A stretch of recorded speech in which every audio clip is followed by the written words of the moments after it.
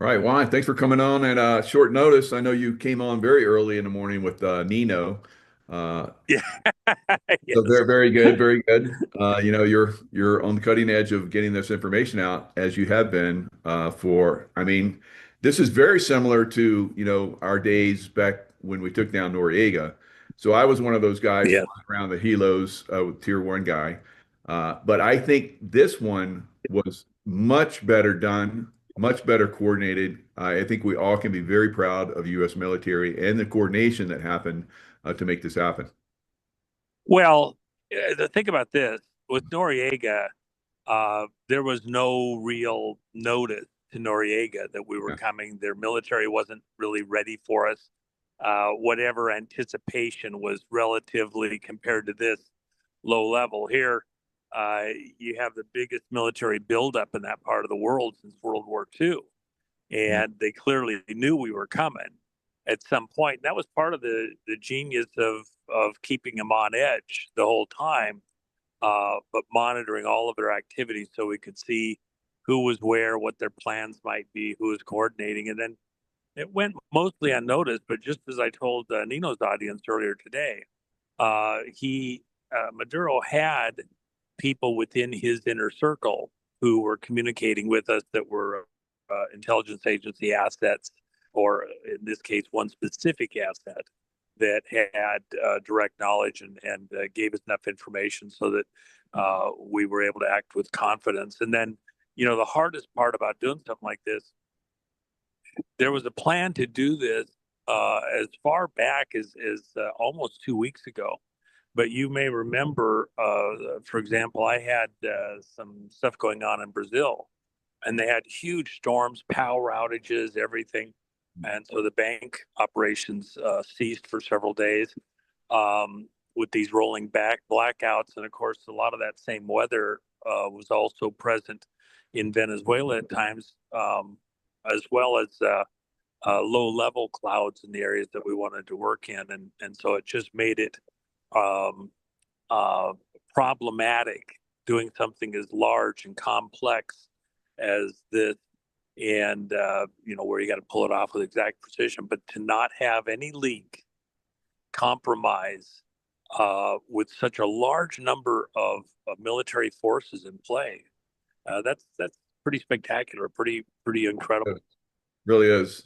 And President Trump just got off the air, and we just jumped on. So great job. Thanks for doing this. But he talked about how the special forces came in and they had resistance. So they were planning, whether they knew they were coming or not, they were planning on this operation happening. And so they met with a lot of gunfire. I guess they, suppressed that, how they did. And then they caught Maduro just before he went into his safe room, which is a steel room, and stopped him Yep. just as he was closing the door. So amazing, coordination. Well, and of course, even if he gotten in the room, they had alternatives, but that would have taken more time. You'll notice that the time when they first got onto the ground at the compound until they left was almost an hour and a half. So they were there for quite a while they were securing the egress. And so they got the compound itself, the residence, the safe house residence secured, and then held until they knew that they could get all of that group out safely without, you know, running the gauntlet, if you will. Right. And pretty amazing. I said it to audiences, I said it to your audience a number of times. You cannot underestimate the resolve that Trump has, and that if he says something, he's going to make sure that he absolutely meant it, um, and both for good and for bad, right? Maduro had numerous opportunities, Right. one of which I was very, very directly, intricately aware of the precision of what was being offered. And if you want to give Dumbass of the Year award out for 2026, it's Maduro, who even to January 1 even to the morning of January 2, could have struck a deal. And even though his fate was already in play because they were ready to move. It was a weather related issue primarily in not moving sooner, and to be so arrogant and so confident in all of his chest beating, and if Trump does this, we'll do terrorism that, and we'll release the gangs, this other thing, you know, all of that uh, over. And not only, you hear this stuff about how we're supposed to be afraid because now the counterattacks, the terrorism, the everything else. Well, okay, wait a minute. If we're going to go ahead and secure Venezuela and secure those facilities and bring in American companies and contractors Mhm. to help rebuild Venezuela's oil industry, we're talking about a lot of people that are going to need some level of sense of security and safety to move around and do what they got to do. And I think that the reality of this moment is that all of that chest beating and threats and everything else are going to be meaningless. And by the way, look at that picture. Okay, so Maduro is dressed warmly, but he's got the nice leather cuff, so he doesn't get an owie on his wrist from getting him over tightened. He's got his bottle of water. He's got noise canceling headphones on him. He can't hear anything around him. He can't hear him talking, nothing. And he's got his goggles on. He can't see a thing. He Love it. can't see anything. He can't hear anything. He can drink some water and mumble. Nobody cares. Uh, uh, he could have been Mr. Dumbass there, could have been in a tropical location, spend his money, out of reach of U.S. justice, take the deal, go away. Marcos did it. Yeah. Marcos took the money, he left, and he lived to be an old man. Okay, Maduro could have done the same thing. There is the biggest dumbass in the Americas, right there. Yeah, no doubt. Yeah, and that's interesting you brought up Marcos because I was over there during that time frame as well. And there were situations that were happening and special forces were involved in some of that stuff as well. But moving him out, he took it out and the pretty much his military had already turned against him. So he didn't have Yeah. any other recourse. Now we know. Well, and let me just add this. Let me just add this. Maduro's military was already turning on him hard. He didn't even realize how bad it was going to be for him. It's the Cubans that were holding the line and even taking out some of the people that they thought weren't trustworthy to hold the line against or for Maduro. So there's dramas that come out over time. But I apologize, Rich. I just it is so much like Marcos. He had a different path, man. He could have been a genius. Yeah, he did. He lived in a hotel room and did his workouts on the bed. But other than that, he did live he lived a little bit longer. He had a little bit longer life. Yeah. Of course, his wife, as well. Lived. She didn't have all of her shoes, but she lived a nice long life after that. So I mean, that's not going to happen for Maduro and his Hey, wife. hey, a lot of kids in this audience, people like in their 30s and 40s, they don't remember as far back as we do. So Imelda Marcos, when they went into their residence, the Yeah. people overran the residence when they went into exile, and her closet had 3,000 pairs of shoes. That's how big her closet. They have people starving to death. Yeah. uh, mothers begging for a little money to get milk for their baby. Yep. The country in complete, total, utter collapse. And she has 3,000 shoes in her closet. It was so. That's probably the thing. If when you're a little bit older like us, that is the statement you say Marcos, and immediately it goes to Imelda and her shoes. What will be said about Maduro? And by the way, here's something that people don't realize. I was talking with one of my friends, one of the great intelligence assets ever in our lifetime, Mhm. who is the expert. I mean, there is nobody anywhere in the intelligence arena that's probably a bigger expert on South America, Cuba, specifically Venezuela, and like that than this person. And he was pointing out again something that we've known for quite a long time. The genius here, Maduro was just a bus driver. Okay. He was just a bus driver. And Chavez didn't necessarily trust anybody. He wanted people he could control to be around him so that because anybody that actually had a brain is a threat, right? And Chavez is just a brute. So Chavez gets the bus driver, makes him the vice president, wants him to be the one that succeeds him. And part of the reason for that was the Cubans. The Cubans, and you saw it in the press conference. You heard me talk about this morning if you listened to what I said with Nino about the whole Cuban situation. Oh yeah. But during the news conference with President Trump today, somebody brought up Cuba, and Trump, said, "Well, they got some stuff to worry about." Rubio said a few things. They were running just as I've told your audience. I've said it for last year.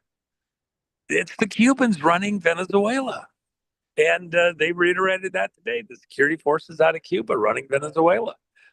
They got some problems. The border to Colombia, they send in military to kind of cover that border. They're not looking for Venezuelans leaving Venezuela. They're looking for Cubans and Iranians Yep. trying to get out of the country. that's And who's, that that's who's that's going to nice drag it out because the border. that leads to Iran is about ready to fall as well, just like we just saw. Well, that's a good point. Iran, I had reports, people that are directly involved there Mhm. over the last couple of days, and about, oh, 16 hours ago or so, I had a pretty detailed piece of input. And from their perspective, the central government essentially is in free fall right now. Yeah. Yeah, for all intents and purposes, has already collapsed. The only thing holding it together at this exact second is a military and policing component that themselves are trying to secure their own homes and families from the Iranian people, because the Iranian people have just had it.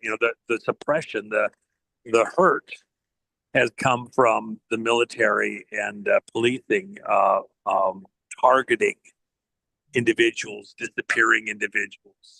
That's why Trump said a couple of days ago, Mhm. and made sure it got to everybody in Iran. If you're going to attack the Iranian people, if your military and policing forces are going to attack the Iranian people for protesting, we'll come in and protect them. Now, in light of what just happened with Maduro, you think those guys are going to take Trump seriously? They better. Yeah. Well, this is kind of the stuff we've been talking about for years, that at some Yeah. point when Trump comes back, we're going to see a worldwide, takedown of these evil, corrupt governments. And so the dominoes are starting to fall. And if you don't get in line, you don't start doing the right thing, your government's going to go down. And I think he basically said that about Cuba and Colombia, Iran. So a lot of these countries are basically on notice, I believe. Well, and let me say something that, I look, I think your audience knows I am no lover of anything Bush, anything within the family. I am mad as hell. I'm pissed off. I've got reason to be. I don't talk about it on the air, but I can tell you right now, justice can't come too quick. Now, the the big flip, President Bush and his pot of oil and all that crap in the CIA and everything else for all the years, but it really turned hard um, back at the beginning of Bush too, and with the family and the stuff going on. You know, there was all sorts of problems all the way back in the 80s and 90s. Yep. Uh, Bush was the one really behind Iran Contra, not Trump. I mean, not Reagan. And if Ollie North hadn't destroyed all the records, Von Hall, what she smuggled out was the bank accounts that all the money, the Black Ops money was in. They couldn't destroy those records. They didn't make sure they had that, but the rest of it, that's what Ollie was destroying in the basement. That had those records not been destroyed, is my contention that we would never have got uh, Bush 1 or Bush 2 into office. The world would be so vastly different. And I don't believe you'd have gotten Clinton in office. Um, and so the world would be so vastly different today if those records had not been destroyed back at Iran Contra there in the White House basement. Wow. And what they protected were criminal operations with the drug smuggling, the creation of the six, and then one got eliminated with five remaining in Colombia. Drug kingpins that were created in collusion with our own CIA and other intelligence agencies. Had that not had those records not been destroyed, the trail would have clearly shown, the money trail would have clearly shown how CIA was being enriched, a lot of their operatives in various parts of the world, and with that Black Ops money, the political stuff would have also shown the initial first investments clearly into Smartmatic, that is the predecessor of Dominion in the vote stuff. And part of what's interesting even about today, a lot of the news feed was of Maduro when he was, running his presidential election. He's wearing his yellow suit with the stars and everything, looking like a superhero wannabe. And in that, he's casting his vote in the ballot box, for a free, fair election. Okay, yeah, right. What a dumbass. At the end of the day, what you're really, really, really going to see happen, this is the first crack in the whole election Yay. myth of honest elections. Glad you brought this Okay. up. Good, good. And so as they bring them into New York and go after the drug trafficking and everything else, Southern District of New York, of all places, oh my gosh, of all places, Southern District of New York, corruption central. Why all the Epstein stuff there? Because they had 20 years to hide all the evidence on the Epstein stuff and to convolute it and tweak it. Okay. Why can't you trust all of it? Because a lot of it's tweaked. So you got to wade through and get the actual for real stuff, not the concocted Hollywood version. Rob Reiner gets some credit on that. So within this context, here you have him indicted in the Southern District of New York, and the trials and the revelations, all the revelations that are coming, including the vote fraud with the machines. You're going to show the connections before too long. You're going to show the connections into various Western intelligence agencies, and it's going to lead to Brennan. It's going to lead to the Clintons. It's going to lead to all these various players. Don't expect it tomorrow, not this week or this month, but as the layers of the onion get peeled back, then very, very sensitive stuff is going to be allowed to come out to the public. Trump has to do that. And the reason he has to is because unless you reveal what actually was going on, it will happen again. So you're going to have not just a couple people show, you're going to have waves of people. If we're going to sit there and occupy Venezuela and come in with the business stuff, you're going to have all sorts of business people.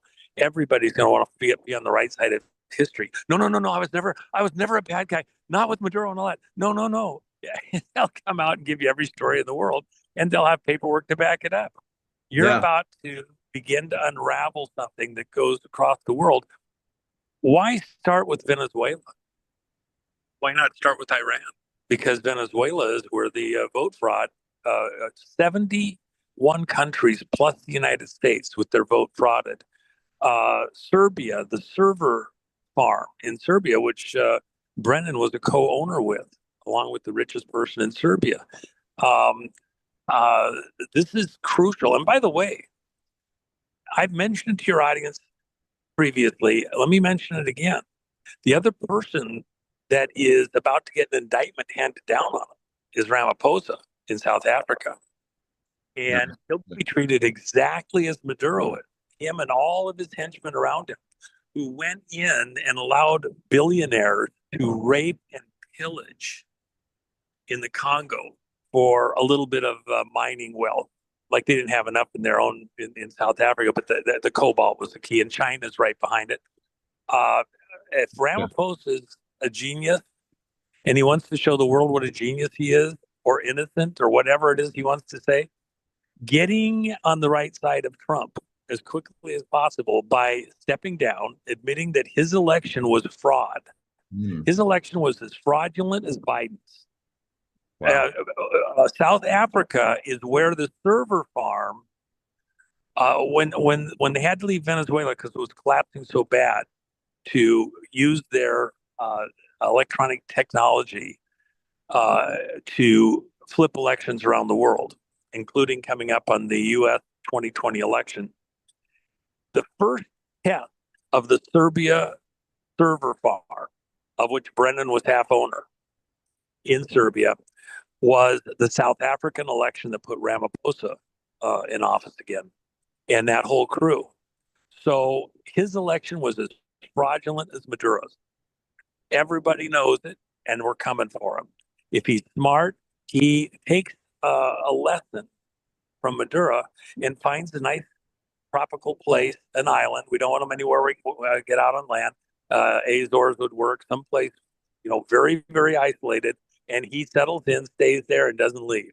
And, he can Good advice. uh, let everybody, when I was in South Africa here a few months ago, the latest trip, I'm telling you, the horror that Johannesburg has become compared to what it was 25, 30, 35 years ago. I mean, when you say shithole, that probably you could have somebody throw you under a latrine and let you live there, and it would probably be cleaner and safer than what Johannesburg has become.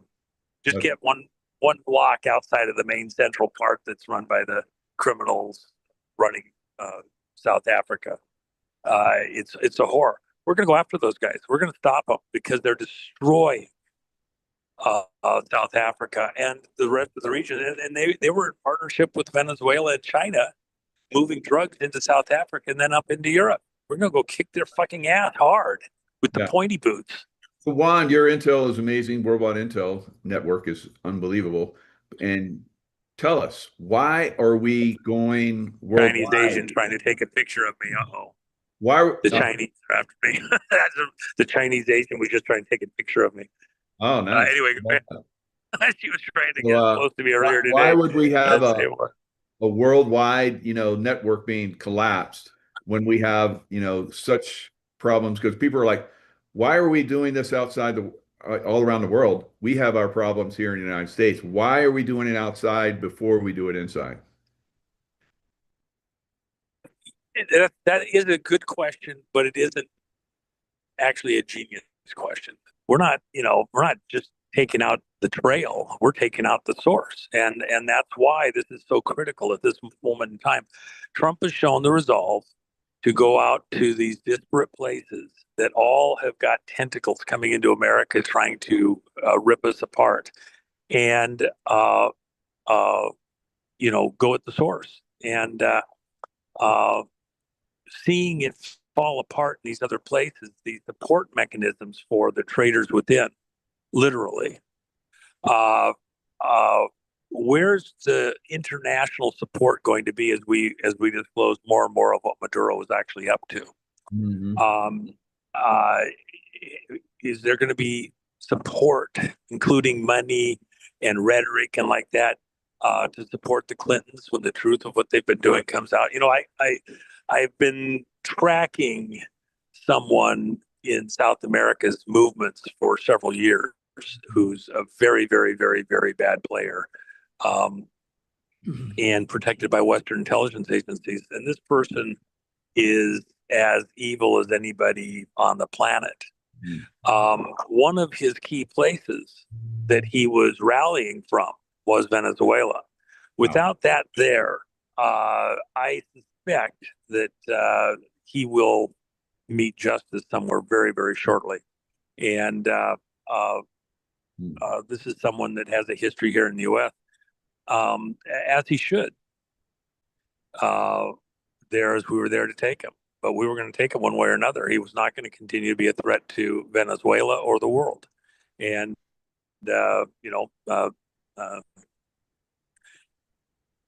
taking care of business. Definitely, definitely. So, Colorado, they don't have the Oh, okay, Michael. When I first saw all the explosions, I thought they were busting Tina out.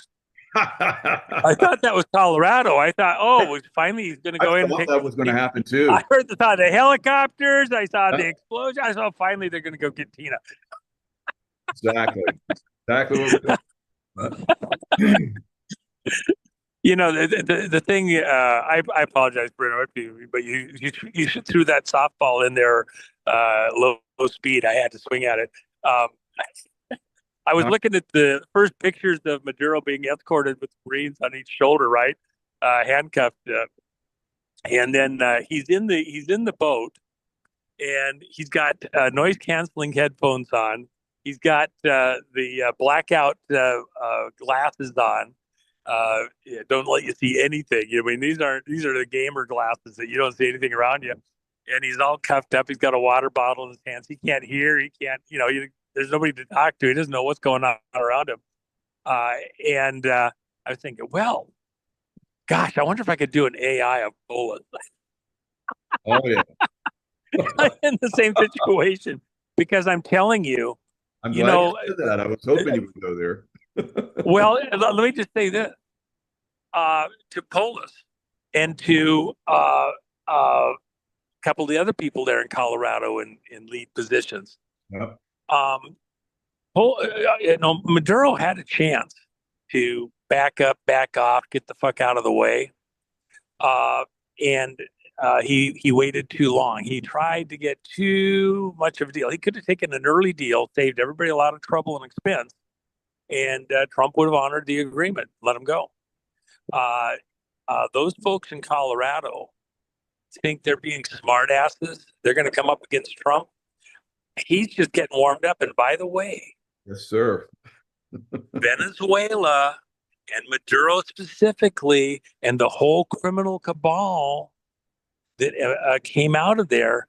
Where's Dominion headquarters in the U.S.? It's right there in freaking Colorado. You Really? think Trump is going to just let you get away with it? It's a seditious act on the part of the governor of Colorado, attempting to undermine the authority of the president of the United States and the pardon. He's challenging President Trump. Who do you think is going to win this battle? You want to take bets? I'm like giving really great, odds on this bet that Trump is going to kick Polis's ass so hard, that star in his ass. I mean, he's going to put, those silver tips like guys like to put in their pointy boots. Trump's going to put his cowboy hat on, put the silver tips on his boots, and kick Polis in the ass so hard the left cheek is going to think it got hit first when the right cheek got obliterated. Okay? Because we're not going to allow this type of seditious activity to stand to undermine federal authority. And they want to do that. And I can tell you right now, Polis and the rest of the people there in Colorado and in these high government offices, they're in an echo chamber. They're listening to a bunch of yesterday's old moronic shit for brains, asinine people thinking they still have Biden in office, who was put there through fraud coming out of Venezuela. Right. Hello. Now, another thing I saw too is the CIA is on the right side, it seems like right now. I know there's probably Well, still you've got a few people there. Let me just add this. You were there. Yeah. There's a lot of pretty amazing people there. There really is, who have amazing history. I just talked with one of them a few hours ago, one of my greatest friends, one of the greatest experts on that part of the world, maybe the best expert on that part of the world on the planet right now from an intelligence standpoint. And, it hurt uh, when you have put a lot of life into some kind of a position, and then somebody comes in and mucks it up. I don't care if you were janitor at Disneyland and then you find out something horrible's going on there and you were working there. It stains, it taints your soul, Mhm. and it hurts that you've done so much, and then others come in and completely slime it out. Trump's found a few of the guys that he can trust, and trust but verify, and they've come in there and they did some amazing work. And the ones that are on the payroll to SES that have sold their soul, both at the CIA and FBI and all the other agencies, well, they're gonna, they better start thinking about their exit strategy, including the folks over at DEA. Oh, believe me, you got some folks over at DEA and at FBI and at CIA, most of them rallying out of Florida that really need to start looking at, maybe Putin will take them to China because they're not going to survive what's coming. The information on some of the stuff that they've got going on from other agency personnel who are just they're not gonna they are standing for it. They've cried out. A lot of them had to leave. In fact, over the last several months, I've got several people. I might have the largest number of anybody in the world out of FBI and CIA that are ready to go back to work that left because they wouldn't be part of the crime. Hmm. And it's not crimes, it's crime. It's just one big crime. It's Right. all one big crime, all interrelated. Some of the stuff that the guys will tell you that they've, reported on, that they've whistleblown on, that they put their careers on the line over is so stunning, so atrocious. You would never believe that U.S. Citizens would even be capable of some of these crimes against the world. And they're going to get exposed. They're going to get taken out. We're going to clear it. So I So we guess I have better another bow country. out pretty quick here. Everybody's showing up to take pictures of me. I know I was about to ask you about the Chinese, and here they are. So they're hot on you right now. So you need to make an exit, I guess. But Yeah, the yeah. Chinese, I think they're going to go the same way as Iran. They're basically going to collapse. The bad guys in China. What are your thoughts? Well, uh, in many ways, that already happened a bit some time ago. There's been a loss of power by Xi. The generals are running it, and I'll just say this: at the end of the day, China's being run by the banks out of the city of London, Right. and the Unbelievable. people that are they're pulling that off, and the Hong Kong thing and all that. Yeah. It's like the wildest James Bond movie you've ever seen. Spectre's alive and well type of thing. Um, and but a lot of those networks are being compromised internally, though under their own weight, because they get so unwieldy, and then they attack each other, and it's a fight for power all the time.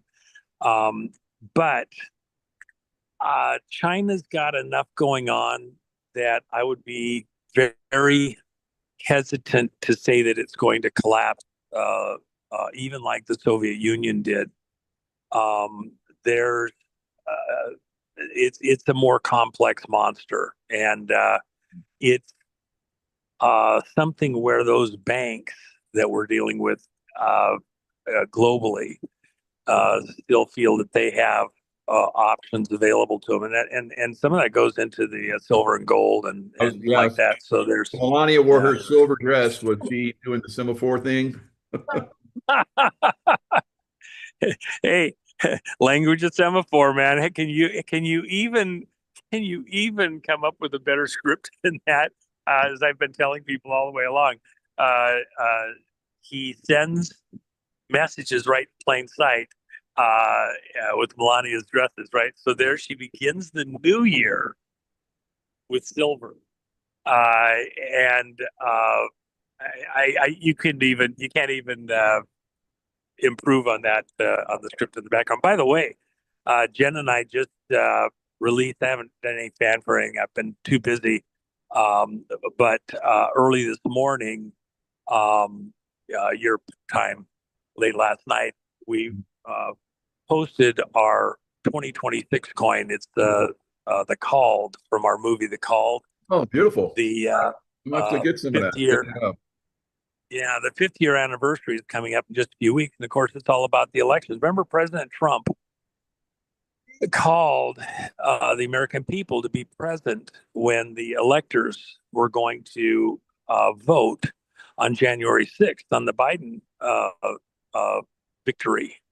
That was a fraud on America, again, based on stuff that came out of Venezuela and Maduro.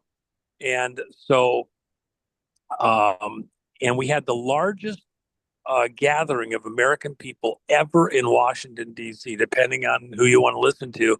Somewhere between 1.5 and 2 million people showed up in the dead of winter.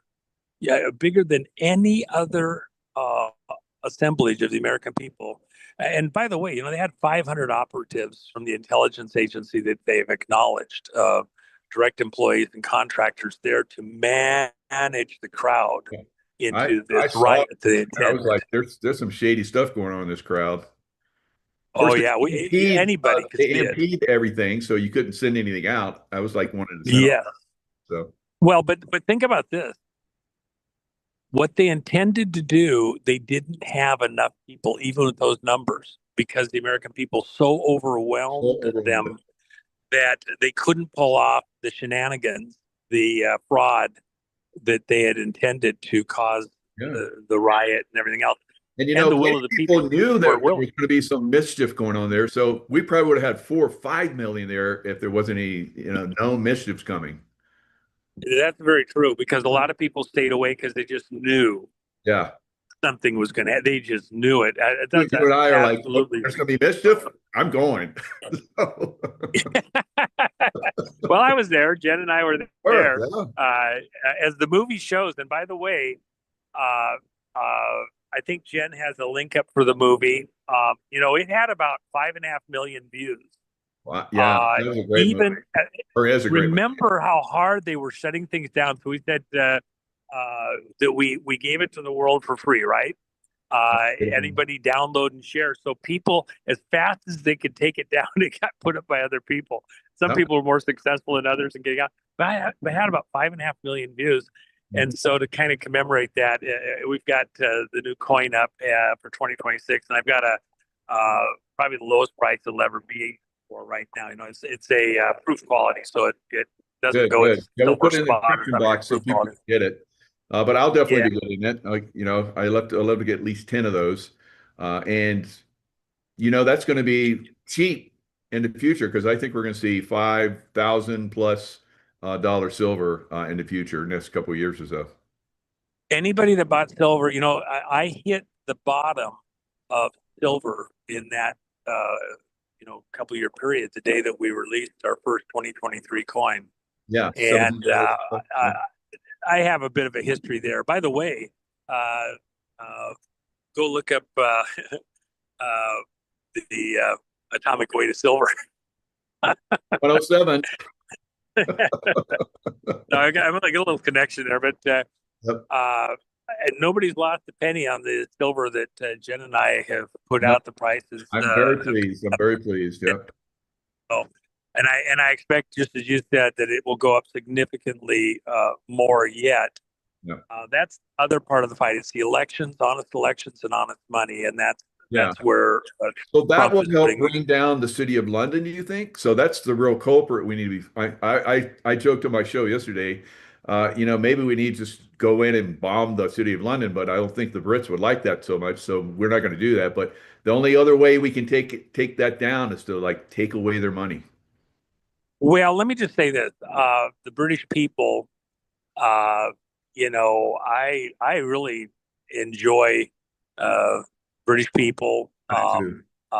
All Agree. through the Unbelievable. Commonwealth. There's so many beautiful people and places. However, there is a criminal cabal running the city of London. This the old Roman city, the old Roman wall city within the city, where all the 100 main banks within this international reserve system are domiciled. And of course, a lot of people talk about the biz, the uh, uh, location in Switzerland where uh, everything's resolved at Bank of International Settlements like that. Sounds But like in Basel, but the core to it is the city of London, and that's the other part of the fight because they're enslaving the world with their reserve uh, policies, their fiat money. And so going back to honest money tied to actual tangible material, silver and gold is key to getting us back on track across the world and getting the world running again, bringing energy back online. By the way, who was in charge of the whole green movement? That's the Brits, King Charles, that whole club to try and get the world to shut down the ability to produce and run and pick and choose the winners. And turning on the oil back in Venezuela, getting oil prices down to where they can be so that the world can go back into a productive phase again, getting out of the Jimmy Carter cardigan sweater crowd, you know, fireside chat with a sweater on because you can't even have the fire up warm enough to keep the room warm, right? You got to have a sweater on top of it, all this crazy. bullshit. By the way, let me just add one more thing. Biden was horrible, but most all of these problems, these globalists, they have puppets. And one of their early puppets that, people don't want to hear because the propaganda is so hard, so strong. But before it's all over with, you're going to find out that a lot of these things happened, got their initiation under Carter. Yep. The fall of the Iran went Shah of off Iran. the rails Yeah. in Carter, He funded it.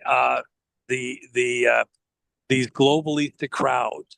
Um, uh, so that's going to come out.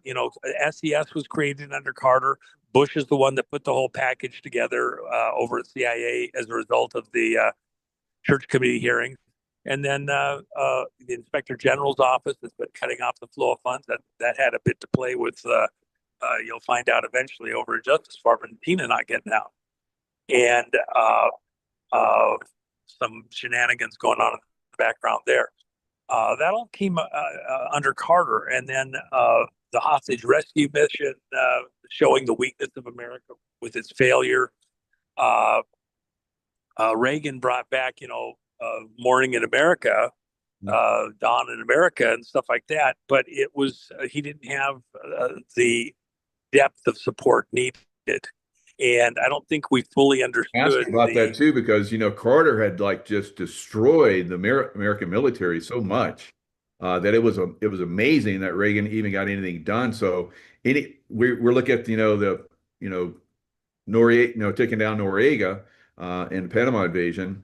It was amazing that we're even able to do that because it was a fast workup to get the military back up to speed. And it Well, was still you and I, a lot of stuff in go ahead. Panama that was very suspect, uh, military wise. So You and probably had a similar experience. Guys that were around from the 60s, 70s into the 80s, yeah. um, that were truly old school within the intelligence community. Mhm. Uh, they were there when the church committee hearings happened, the embarrassments, the exposure, things going on there. But then when Carter, right off the bat, early in the administration, said, we're going to gather our intelligence with satellites. And so we're cutting off all the human intelligence. We're not going to pay off any of our, spies in Iran, et cetera, the mullahs and all that. We're just going to cut that off because we'll get what we need from listening devices, from satellites, et cetera. And he decimated the intelligence community. And the ones that were left were guys like Brennan, okay? Wow. And you have a lot of guys that, uh, you know, stepped out and said things. Most of them didn't say it in public, but to guys like you or I, they had a thing or two to say about what was going on, and that all of that was right. Everything has come true. I hear people's voices ringing in my ears, well, this is going to happen and that, but I won't be around to see it, but you will if you live. Yeah. So, uh, but now we're seeing the come around on this, and Trump, if it wasn't for Trump, like Trump said, he would never have let the seizure of American oil companies' assets across Venezuela happen the ways it happened under the Bush administration, Clinton administration, Bush administration. He never let that happen. And we're going to go back and reimburse people and let them have access back to their properties and leases and until we're paid back. And it'll be a message to anybody else who wants to come in and try to pull the same thing out in the future. Uh, they may have got away with it for a while, but America's going to come back, and the exposure of the frauds in the election system will, stop a lot of this mischief for a very long time. And by the way, just to reiterate something I said in your last show, Trump is going to declare a national emergency related to elections and order that all the voter rolls Yep. have to be completely redone within the context of that national emergency. Nobody's going to defy him. And then hand count, paper ballot, no machines. Why no machines? Because of what happens. Smartmatic into all the other election machines, the collusion of intelligence agencies across the world, internal traders. That's all going to come out. We are going to have a hand count paper ballot 2026. And this is the first big move to bring this to the surface, to bring this out into the open. So, enjoy the show. Screed still basically expose all that, I believe. And then we're going to see, we're already starting to see the corruption is so widespread. It's the Democrat method of operation to come in and do fraud. We're going to see trillions of fraud all across the country. Well, let me add though, in fairness, a lot of Republican rhinos. Sure. When I first was dealing with this back with the Collier brothers in Florida in the 80s, and I first met them in the late 70s, I think 79. Jim, and then Ken later, the Collier brothers with vote scam. In fact, one of my guys, Mark Cook, who does the hand count paper ballot roadshow, Mark Cook has posted over on his site the lost interview of Jim Collier, and it's if you listen to it, it's like rehearing about elections right now. Oh my gosh, it's just stunning how he nailed it 30 years ago, and when we didn't know all the rest of the stuff we know today. When this is all over, Jim and Ken Collier, who they created Hawaiian Tropic suntan lotion in buckets and sold it bottled on the street. Great guys. In fact, I got to be the Hawaiian Tropics car for an event. I had one of my Shelbys, a very, very rare Shelby that I had, a white one, and one of the six that Carol had built at the time.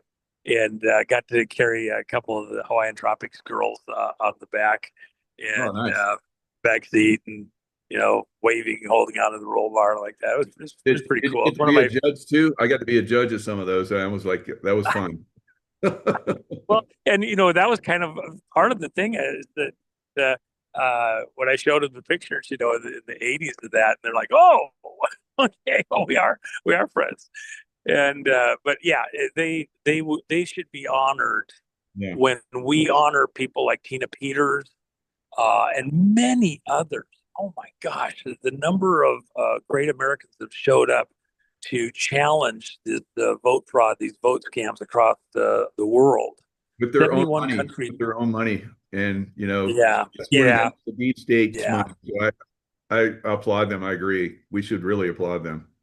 We really and I don't know how, but just like Tina, the personal cost, there isn't any money that can take care of that. No, Uh, never. but there is some remuneration needs to happen. And by the Actually, way, Justice, one thing that has to happen in Colorado, and it's one of the things I'm going to deal with here at some point. We're getting close. Uh, we gathered together $250,000 to have a recount yeah, on the primary campaign for Tina when she was running for Secretary of State, and I was one that asked her to do that. After the Attorney General, or I take it back, it was the prosecutor made her in order to get bail, down from like $500,000 to 25,000. She had to agree to remove herself from office. Totally illegal. Totally illegal. I mean, that's got to be addressed criminally, I think. But also, when we did I said, no, you got to run for Secretary of State. And she did, in spite of the fact that they were talking about revoking her bail for doing that. And then we had to come up, we knew we won the primary. They frauded it, got $250,000 for a recount. And then the state of Colorado ran the most corrupt, crazy, stupid recount you can ever imagine in your whole life. Mark Cook was there present, saw it all, got the documentation. We're going to go take that whole state to court on the way they did stuff. They think they got away with shit. They're going to find out that just like Maduro, you should have taken the deal, you dumbasses. yep. F around and find out. So, I mean, there's so many different things that we could look at. As Tina Peters, remember, she flew into Mike Lindell's in a event where they're disclosing, Yeah. election fraud, and they told her if she went that they would arrest her when she came back, and she went anyway. Well, and the first time I met Tina in person was after that presentation, and Oh, we, uh, you know, spent about 5 hours wow. together, kind of going through what I expected to happen, etc. And the context was that the equipment that was used to actually record the stuff off of her machine was Mm, equipment that I provided to that contractor. So, I had a little skin in the game there, and nice. Good job. um, the end result was all of this drama. I would not have advised her to do that presentation that day because I was not. I had asked Mike to do a fly around and hold off when just a couple days after he announced that we were both down in Dallas at an event, and we're in privately with Trump and talked. And I said, "Gosh, Mike, I don't think you understand it." And I knew where the information was coming from, Yeah. and but I do think on the whole that it still was a plus. I wasn't happy about the way it went, but when you look back at history and eyes on and the tension level and like that, I think it moved the ball forward, and that's undeniable at this point in time. So even if you had problems with the way it happened, yeah, it's in the history books now, and we're on the way to some amazing wins. So, I agree. hey, I've got to bow No, out. thanks.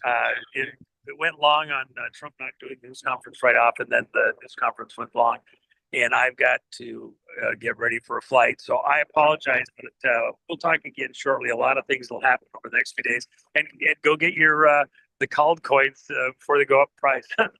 I'm headed over there right now. So thanks for coming on, Juan. Much appreciated. Always Great appreciate insights. it. So, Michael, I am so appreciative getting to do stuff on short notice with you.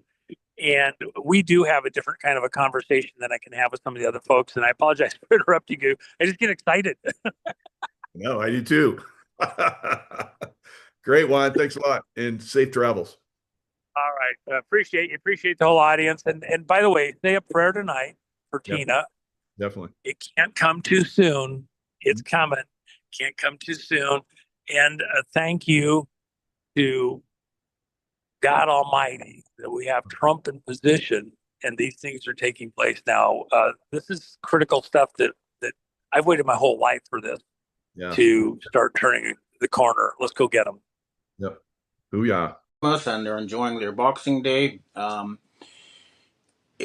The situation, I have to admit, looks very, very dystopian right now. And a lot of people are despairing, wondering when is this horror show going to end? And, you know, there is a lot that is going on behind the scenes that I cannot talk about, but let's just see if we start, some very prominent people. But there is a lot of fighting going on behind the scenes. And in a sign that this horror show is going to end, we have seen the Epstein files dumped.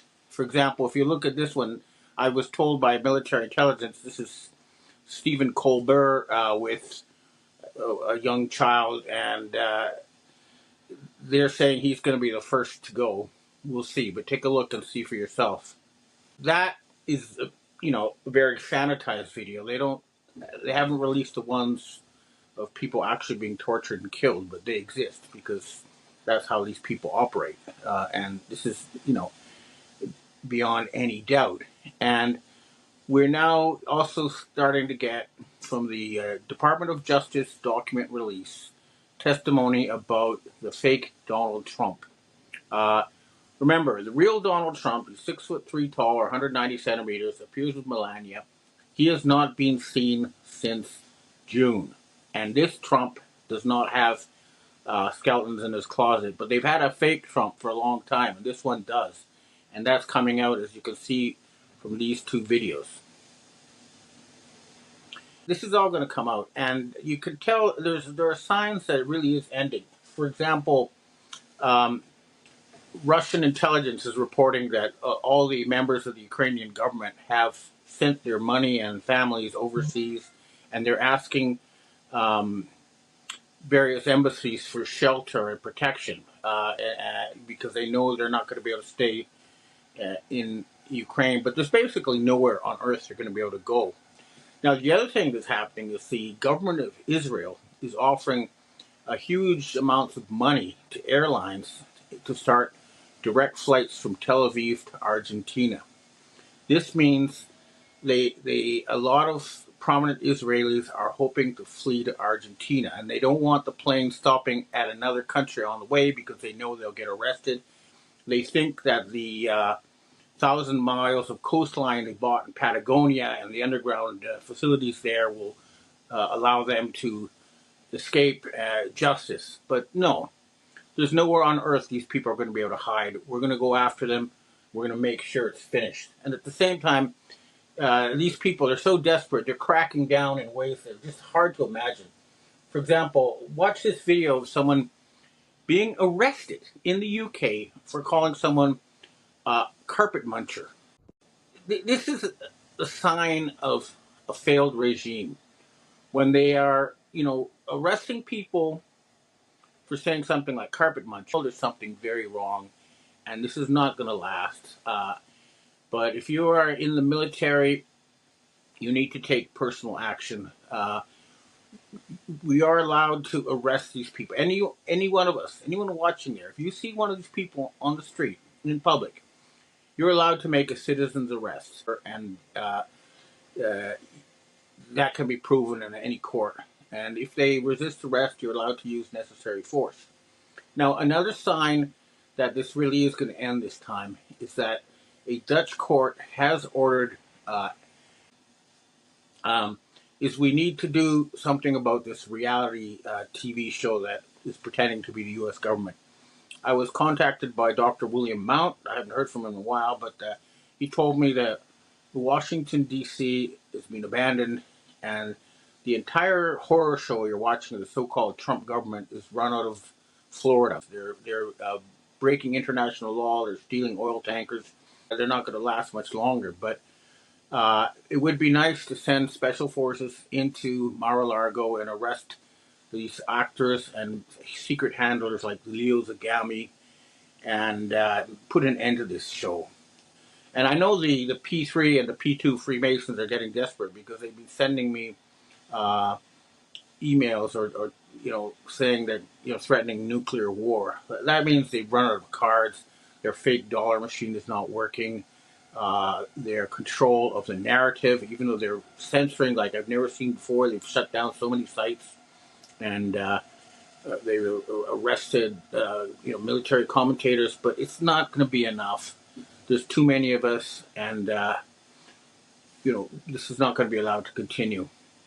And the censorship is also covering up genocides in places like Sudan, where the United Arab Emirates, which is another rogue state that needs to be dealt with, and for some reason people don't want to talk about it, but it has to be talked about. It's not just Gaza. Okay, these criminals have to have nowhere on earth to shelter, and the Russians and the Chinese need to enforce this. Of course, Russia has its own problem. Their government is heavily infiltrated by Chabad and the Satanists, and they need to carry out a purge of their own. And one name I'd like to suggest is Kirill Dmitriev, the head of the Russian Direct Investment Fund. His public statements make it clear he's a compromised Chabad agent, and I would recommend to the Russians that they take him in for questioning. But in any case, the other thing that's happening is that there's been a very blatant attempt to suppress Christianity in the United States, and the so-called White House now does not allow a Christmas tree, but they do have a menorah, and they celebrate Hanukkah, which is commemorates a genocide, and that's wrong. And the real Jewish people, need to do something about that, and they will. The Jewish people are about to be liberated from this satanic cult that has taken over their leadership. That remember, the Holocaust is a burnt offering to Satan, and now I've also been told by Mossad agents that the massacre at Bondi Beach in Australia was carried out. The people who did it, their last name was Cohen. They're Mossad agents so they can justify a crackdown on anti-Semitism, which is really anti-Satanism. Okay, it's nothing to do with Jews. But people are very, very angry, and even though it's not being reported, the governments in Europe are falling. Take a look at these demonstrations in Holland, for example. It's being seen not just in Holland, but all over Europe. The farmers are shutting down governments because the governments have been trying to put farmers out of business so that they can create a starvation crisis and control the food supply. But it's simply not going to work. So in the new year, in 2026, we hope we're going to do everything possible, and I'm personally going to take personal action in ways that I can here in Japan. And I've been in touch with police and military types and political types, and the government of Takaichi Sanae is not going to be allowed to last because she's been trying to give Japanese tax money to the openly Nazi, and that has marked her as no good. So something will happen here. Again, we can't talk about all the details, but we all need to take action. Enough is enough. The horror show has to end. Let me just check my notes, see if there's anything else.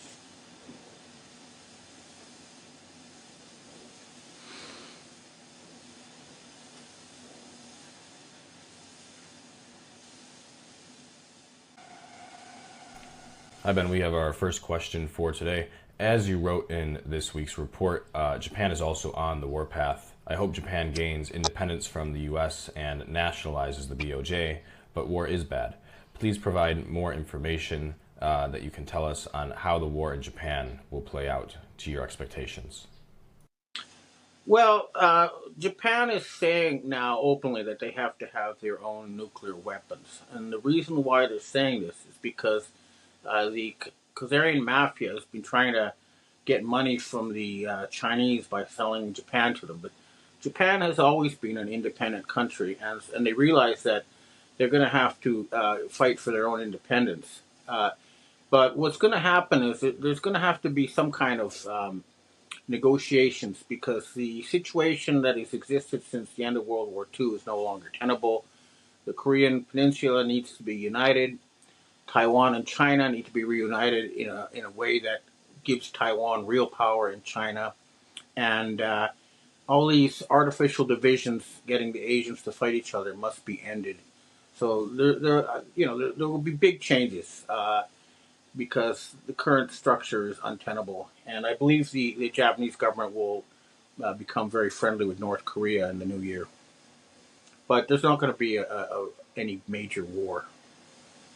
I've talked to people in the societies, Asian secret societies. They say there may be some small fighting, but no all-out war. Next question. Hi, Ben. There was no autopsy report or death certificate yet for Charlie Kirk, but it is seemingly illegal to fake a death certificate. Do you have, and what about that comments that Kash Patel made about seeing Charlie Kirk in Valhalla? Kash certainly isn't a Viking, and it turns out there is an island named Valhalla in St. George Island, Florida. Look, the Charlie Kirk thing is just so fake that I've kind of tuned out because they're trying to keep our eyeballs on this show with Erica Turk and then these events, and they're trying to distract us. But as far as Kash Patel is concerned, he's clearly not been either compromised or replaced by a fake because he's now opposed to releasing the Trump files. Now he says that America's number one priority should be Israel. Kash Patel needs to be arrested, pure and simple, along with Pam Bondi. And it's going to have to be the people within the Justice Department, FBI, to do that. And they're legally entitled because they have broken the law and need to be arrested. That's what we need to do. Next question. Hi, Ben. Any chance you can comment further on the sharp rise in prices of metals and what it means for fiat currencies and the global financial system? Also, do you concur with Rick Ware and others that the sharp rise in silver and platinum indicate shortages in physical metal and that the world is running out of these metals relative to demand? Do you see the U.S. and other countries going digital or back to gold and silver standard, or somehow a combination of both? Well, my understanding is that at the very highest levels of global finance, they don't accept money. They only accept precious metals. And what's happened is the West has run out of its own gold stocks. There are multiple reports that the vaults in Switzerland are empty. Fort Knox has only got gold-plated tungsten. And but the thing people need to understand is that there is lots and lots of gold. I was contacted by an Iranian source who said they just discovered. Again, I'm just telling you the number they told me. It's kind of mind-boggling, but 61 million tons of gold. But you see, most of the gold has been blacklisted by the Western financial system because if they monetize it, then they lose control over the international financial system. So most of that gold is blacklisted. So what's happening is the people who control the Western financial printing press have jacked up the price of gold that they accept in order to try to lure people into selling their jewelry and stuff, so they can have more gold to hand over to the Asians. But they're not going to get enough, so they're going to keep trying to jack up the price. And I don't think it's too late to buy gold. I think you should do it if you can.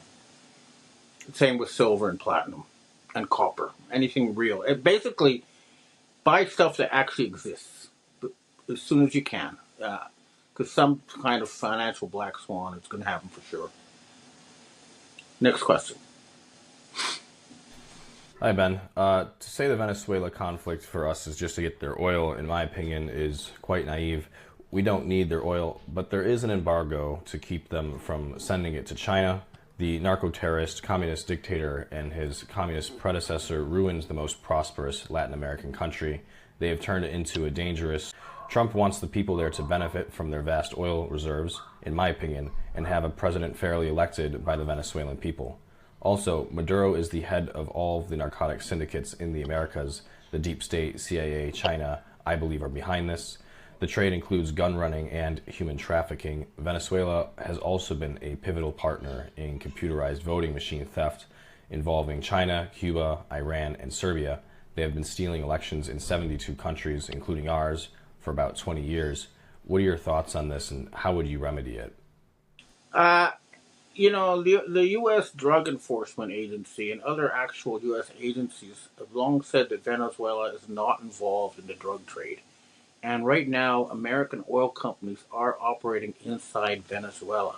So I think a lot of what you just told me is some kind of fake story trying to distract people from the real problem. Okay? The elections in the West are being stolen not by Venezuela or Serbia, it's by Israel. Okay? And that's where you need to look. So I need to, actually personally go to Venezuela to see for myself, but I sincerely doubt, but I just don't know. I'd have to go there myself because there's so much fake information out there now. It's really hard to get to the truth. But I'll try to find out more. Next question. Hi, Ben. We have our last question for today.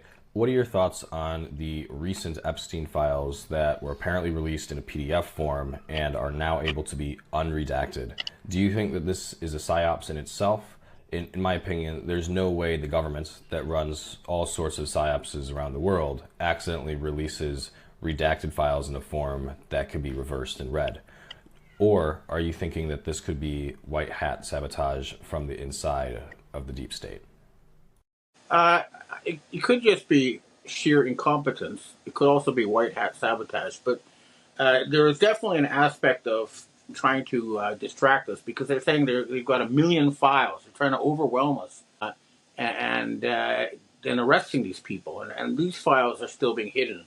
But enough has come out that, and because it's coming from the Justice Department, that arrests can be made and they need to be made. And everybody who is in a position, if you're military police, FBI, any law enforcement agency, you need to take personal action and start arresting these people. Enough is enough. We need to end this horror show. And the real key is to take control of the money printing machine away from people like Jean-Michel de Rothschild and other hidden handlers. Because that would end their show overnight. And that's what we're going to try to do in the new year. Okay, well, hope to see you next week and next year. Have a happy New Year. I've ever seen in the English media sphere, including a lot of the so-called alternative media. The big thing, of course, was the so-called emergency speech made by Donald Trump on Wednesday. Tucker Carlson was told by a member of Congress that he was going to declare war. And before that, Trump posted that he was going to stop all the flows of Venezuelan oil.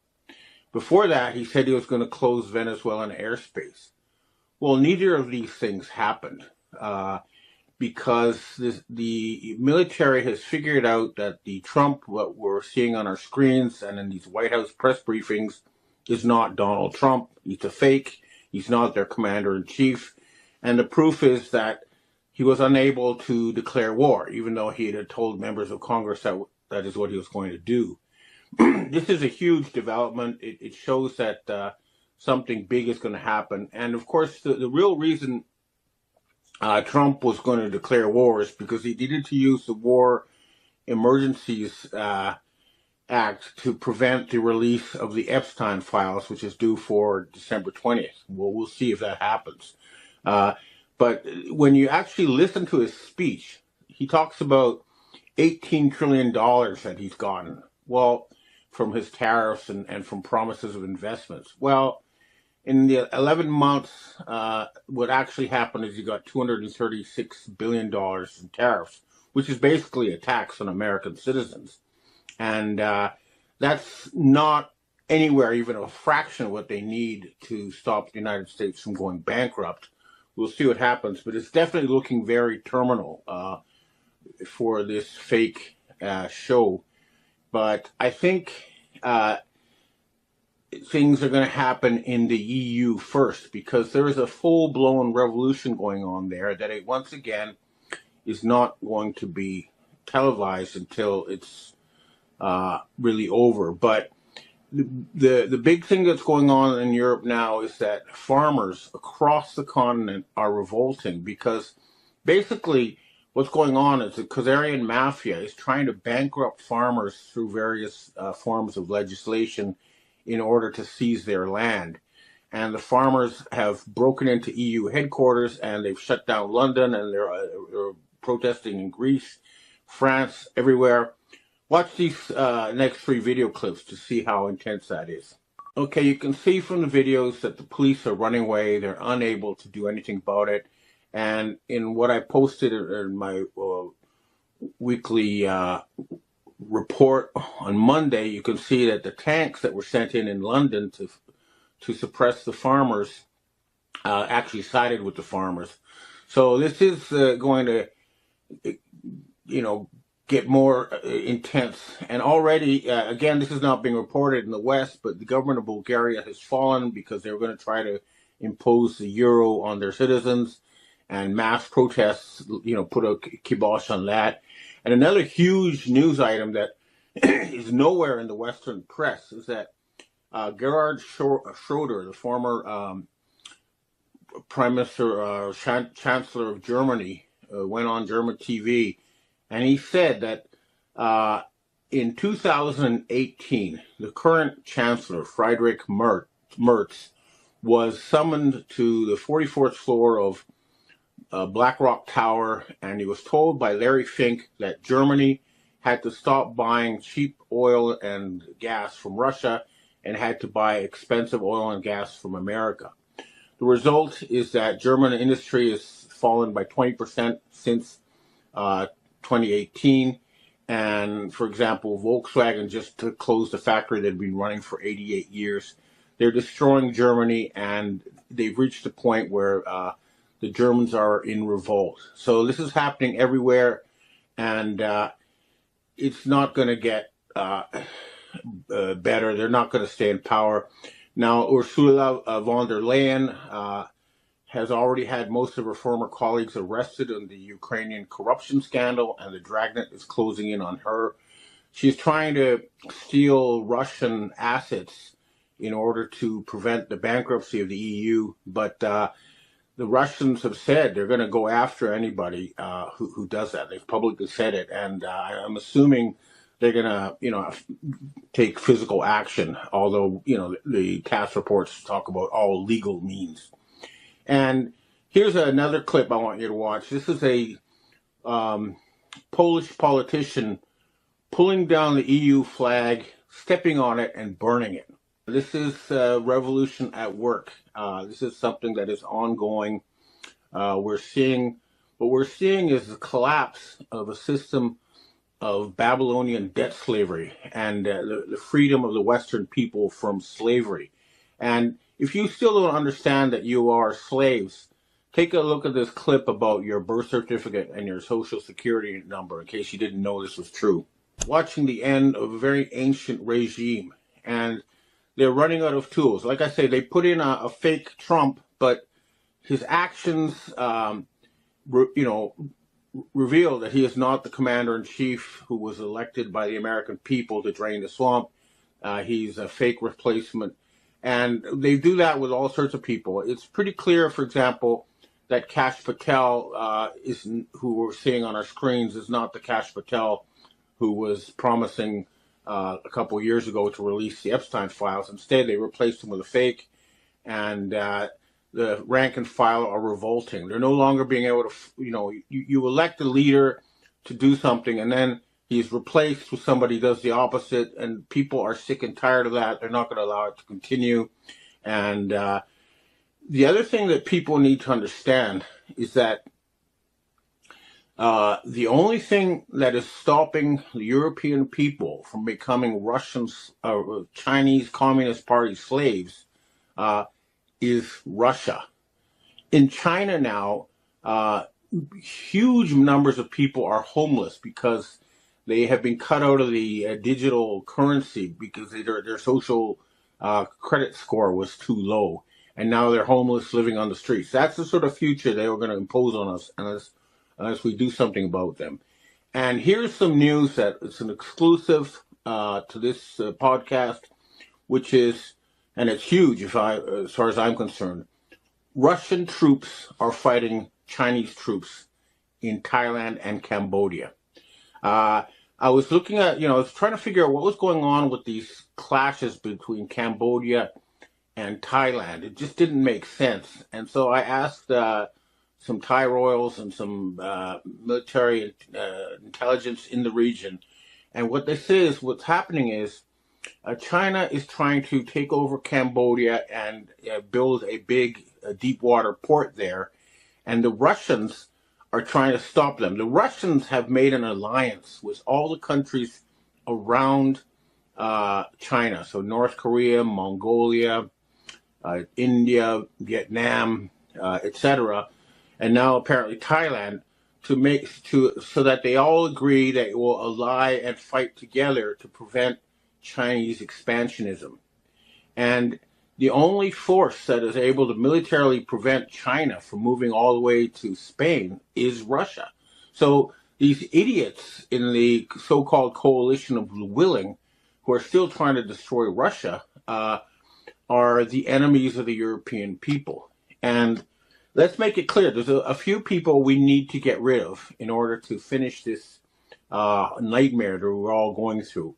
These are, of course, Larry Fink, Bill Gates, the fake Trump, Ursula von der Leyen, Keir Starmer of the UK, Friedrich Merz of Germany, and then, of course, Jean-Michel de Rothschild, who's cross-dressing and pretending to be Brigitte Macron. The usual suspects. We need to round these people up and make them face charges, war crimes charges. And these are worse war crimes, I would say, than even World War II. And we also, need to make sure they don't get away with replacing leaders with fakes anymore. And these are not clones, okay? They're people who are selected because they look similar. They're given plastic surgery. They're trained to mimic, and then they use computer graphics, and they can be identified through DNA testing. So we also need to make sure that the fake King Charles is removed. And most importantly, we need to take away control of their magic money printing machine, because that's the source of their power. I'm just going to check my notes to see if I have something I've missed. Oh yeah, another huge news item that is not being reported by Drudge or anywhere else is the massive flooding in the northwest of the United States. 3 states are completely underwater. This appears to be some sort of weather warfare attack. I'm going to try to find out what the motives are, but it's clearly not a natural event. Take a look at this video to see. A major turning point. People are waking up en masse, and especially in the military and the intelligence community, understand that Western civilization will collapse unless we throw out these Khazarian mafia criminals. And of course, that means Benjamin Netanyahu has to go. And we need to get the Egyptian military and the Turkish military to move into Israel and clean up that nest and restore the nation state of Judea, which will be multicultural and multinational.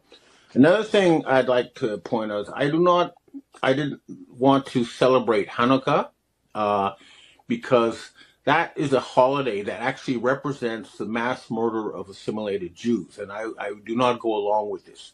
However, I do wish to wish everyone a Merry Christmas. And people need to understand that the Bible does not say when Jesus Christ was born.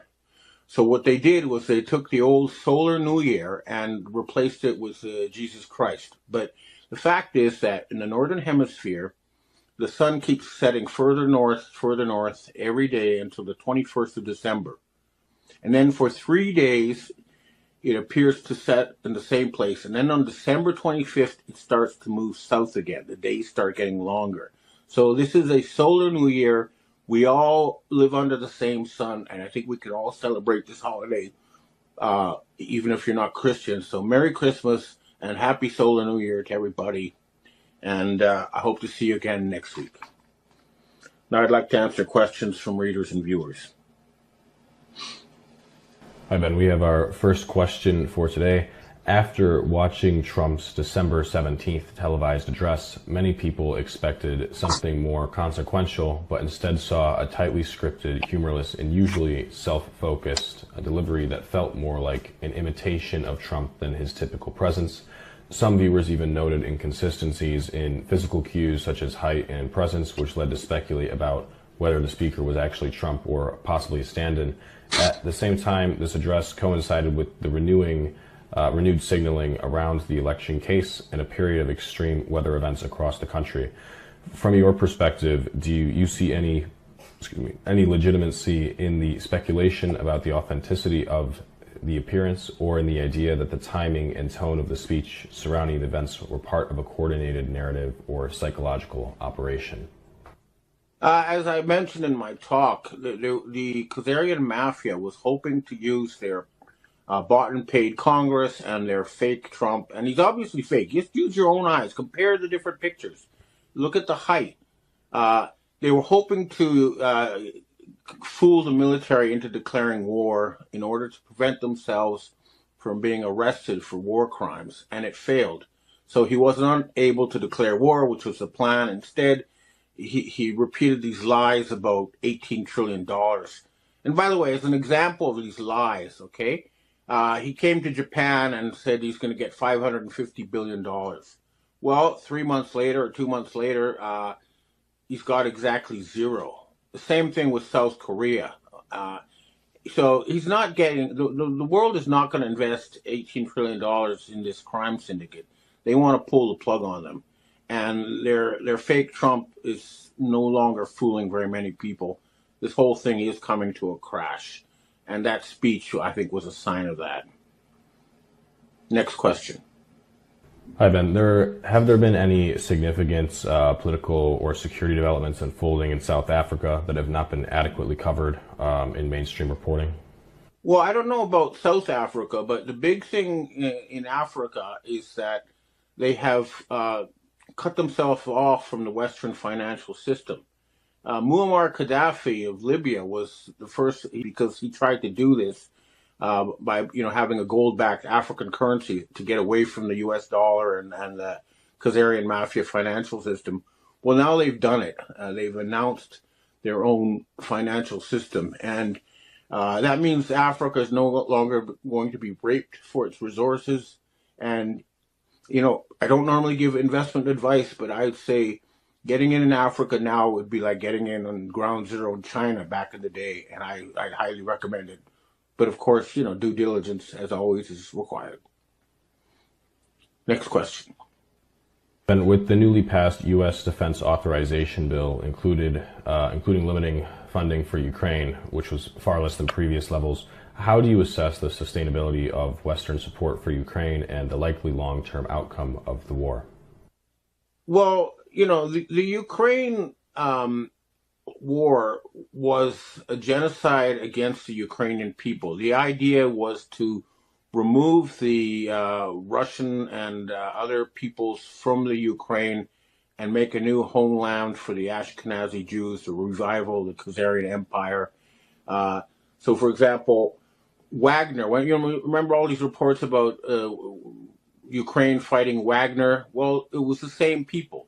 Zelensky and Wagner worked together. Zelensky would grab Ukrainian men off the streets, they'd send them to a certain area, and then they'd tell Wagner where they were, and Wagner would kill them with artillery. So this was always about a mass bribery campaign, using money that was supposed to go to Ukraine to bribe politicians in the West, as well as a genocide against the Ukrainian people. And it was not, but it was also an attempt to destroy Russia.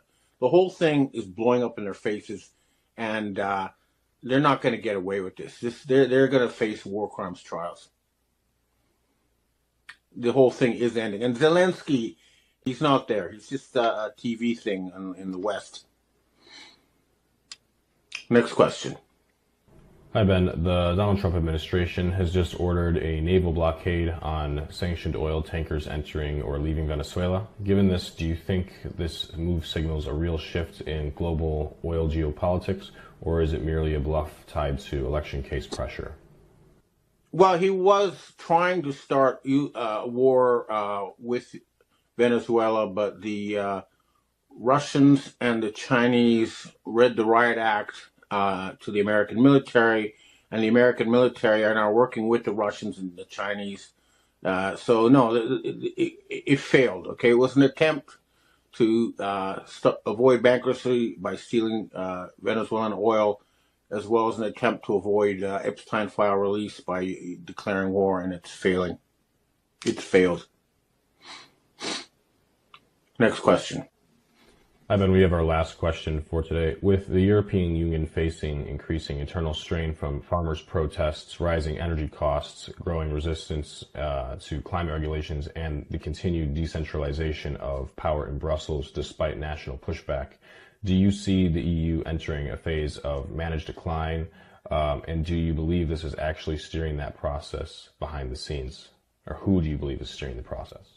I don't think it's going to be managed decline. I think these people are going to fight, to the end, because they know that they're actual Nazis and they know they're going to face war crimes. So I didn't post a clip, but I was sent one of Ursula von der Leyen saying she's going to stay in the EU headquarters until they got money for Ukraine. Well, they're not going to get that money, so hopefully she'll stay in there until she's arrested. But I think. Hello, everyone. It's Michael Jaco with Unleashing Intuition Secrets. So like I do every year, I'm going to do psychic and remote viewing insights for this coming year. So one caveat to this is that consciousness has expanded to the point where I've been waiting for it to do.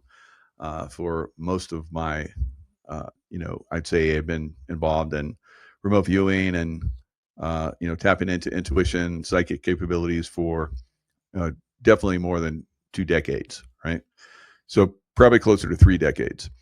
So with this ability, I knew that eventually at some point that more and more people would awaken to these abilities and it would start to change the outcome of the earth.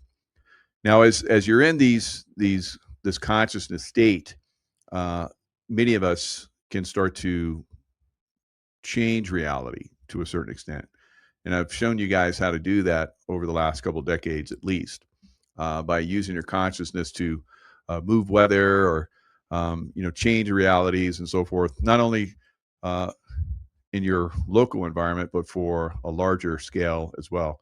I've had groups where we've gone in and stopped tsunamis that were coming, and all kinds of crazy stuff. Calm earthquakes, calm hurricanes, moved hurricanes.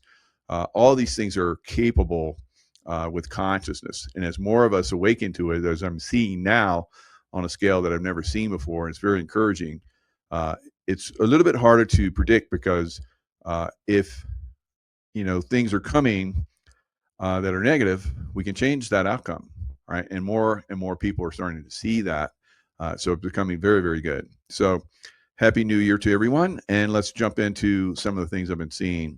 So economically, silver, right? So silver is going to transform into an economic engine in and of itself. It's going to, scale very rapidly to higher levels.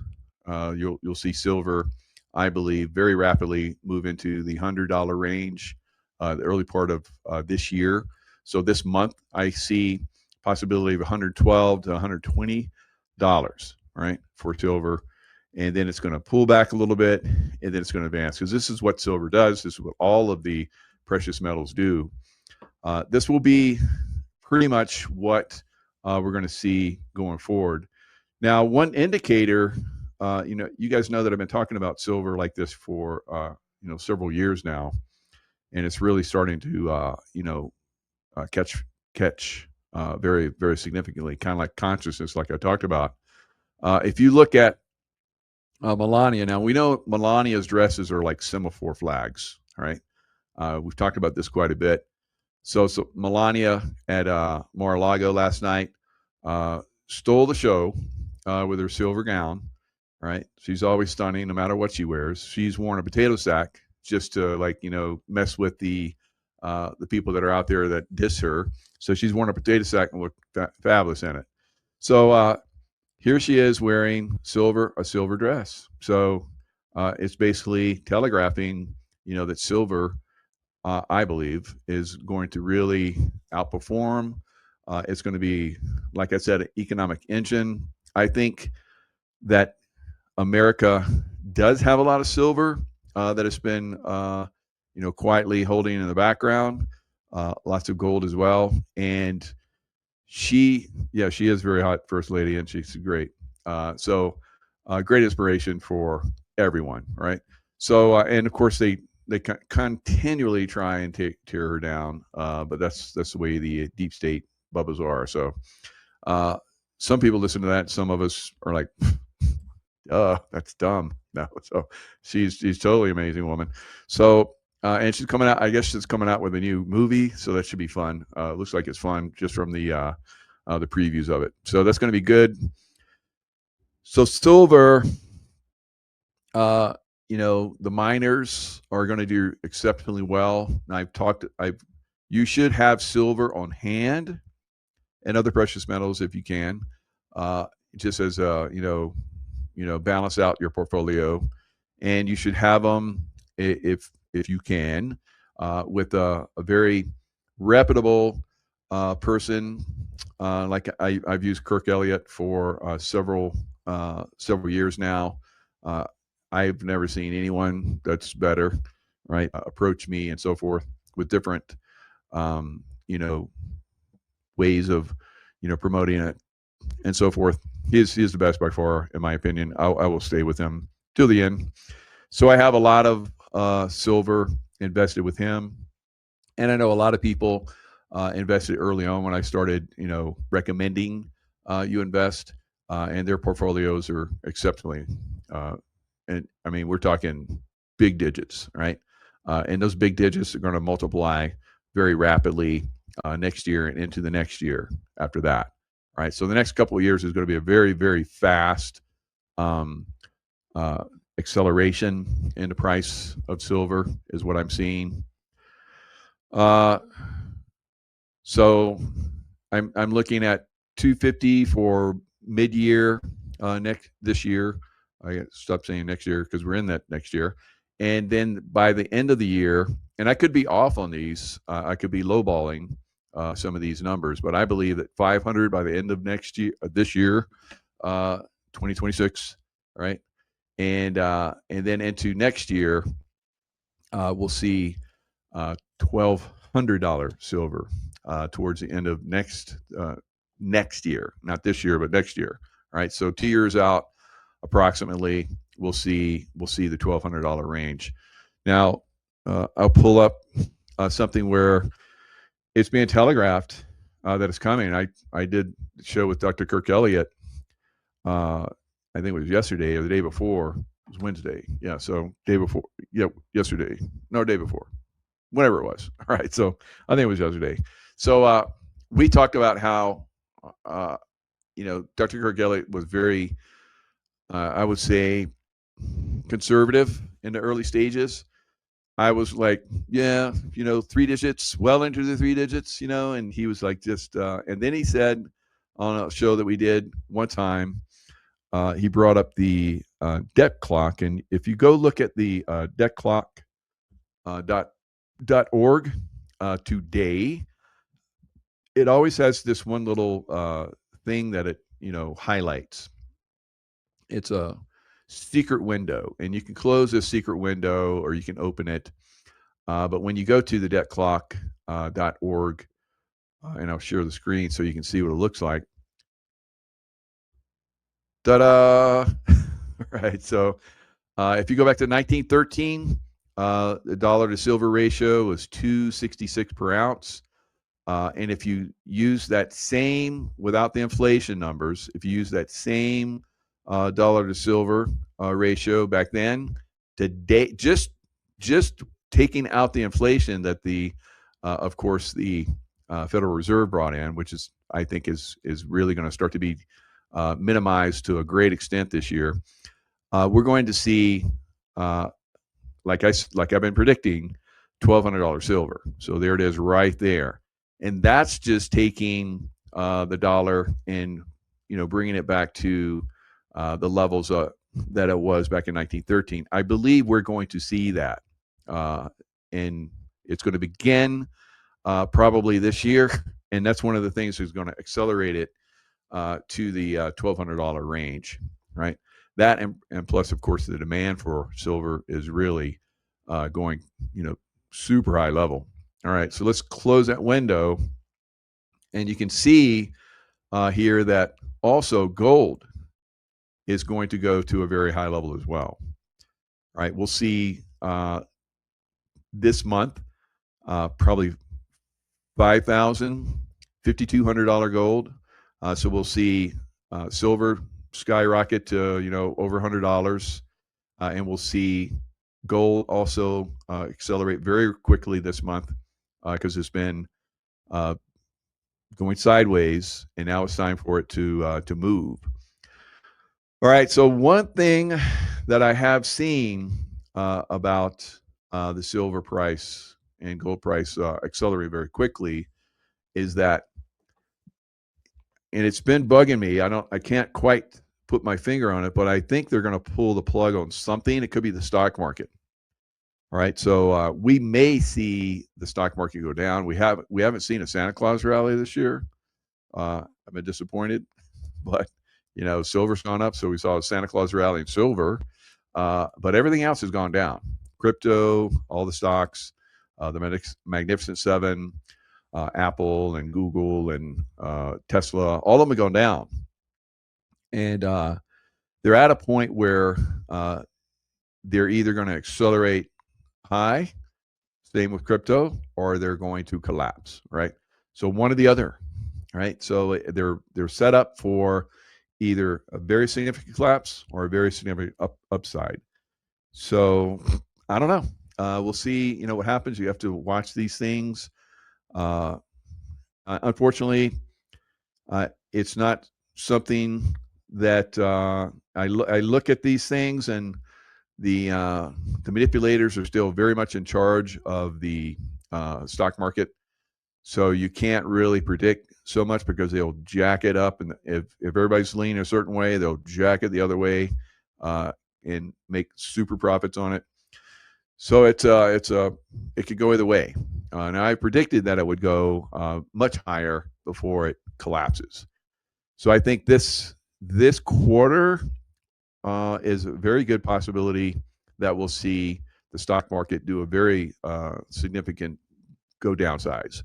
And if it does go significantly lower, which I think they would do that because we know that, and they'll just crash the whole aircraft to take out one person or train or whatever. So just to keep silver low, because it's crushing them right now. We're probably going to see some bank failures coming.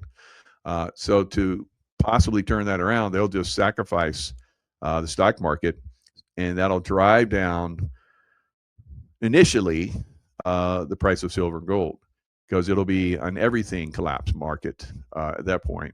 Crypto will collapse very significantly, of course, with the stock market, and gold and silver will get a pretty good pullback too. But eventually, silver and gold will go higher this year, regardless of when, how much the stock market collapses. I think the stock market will collapse 80 to 90%.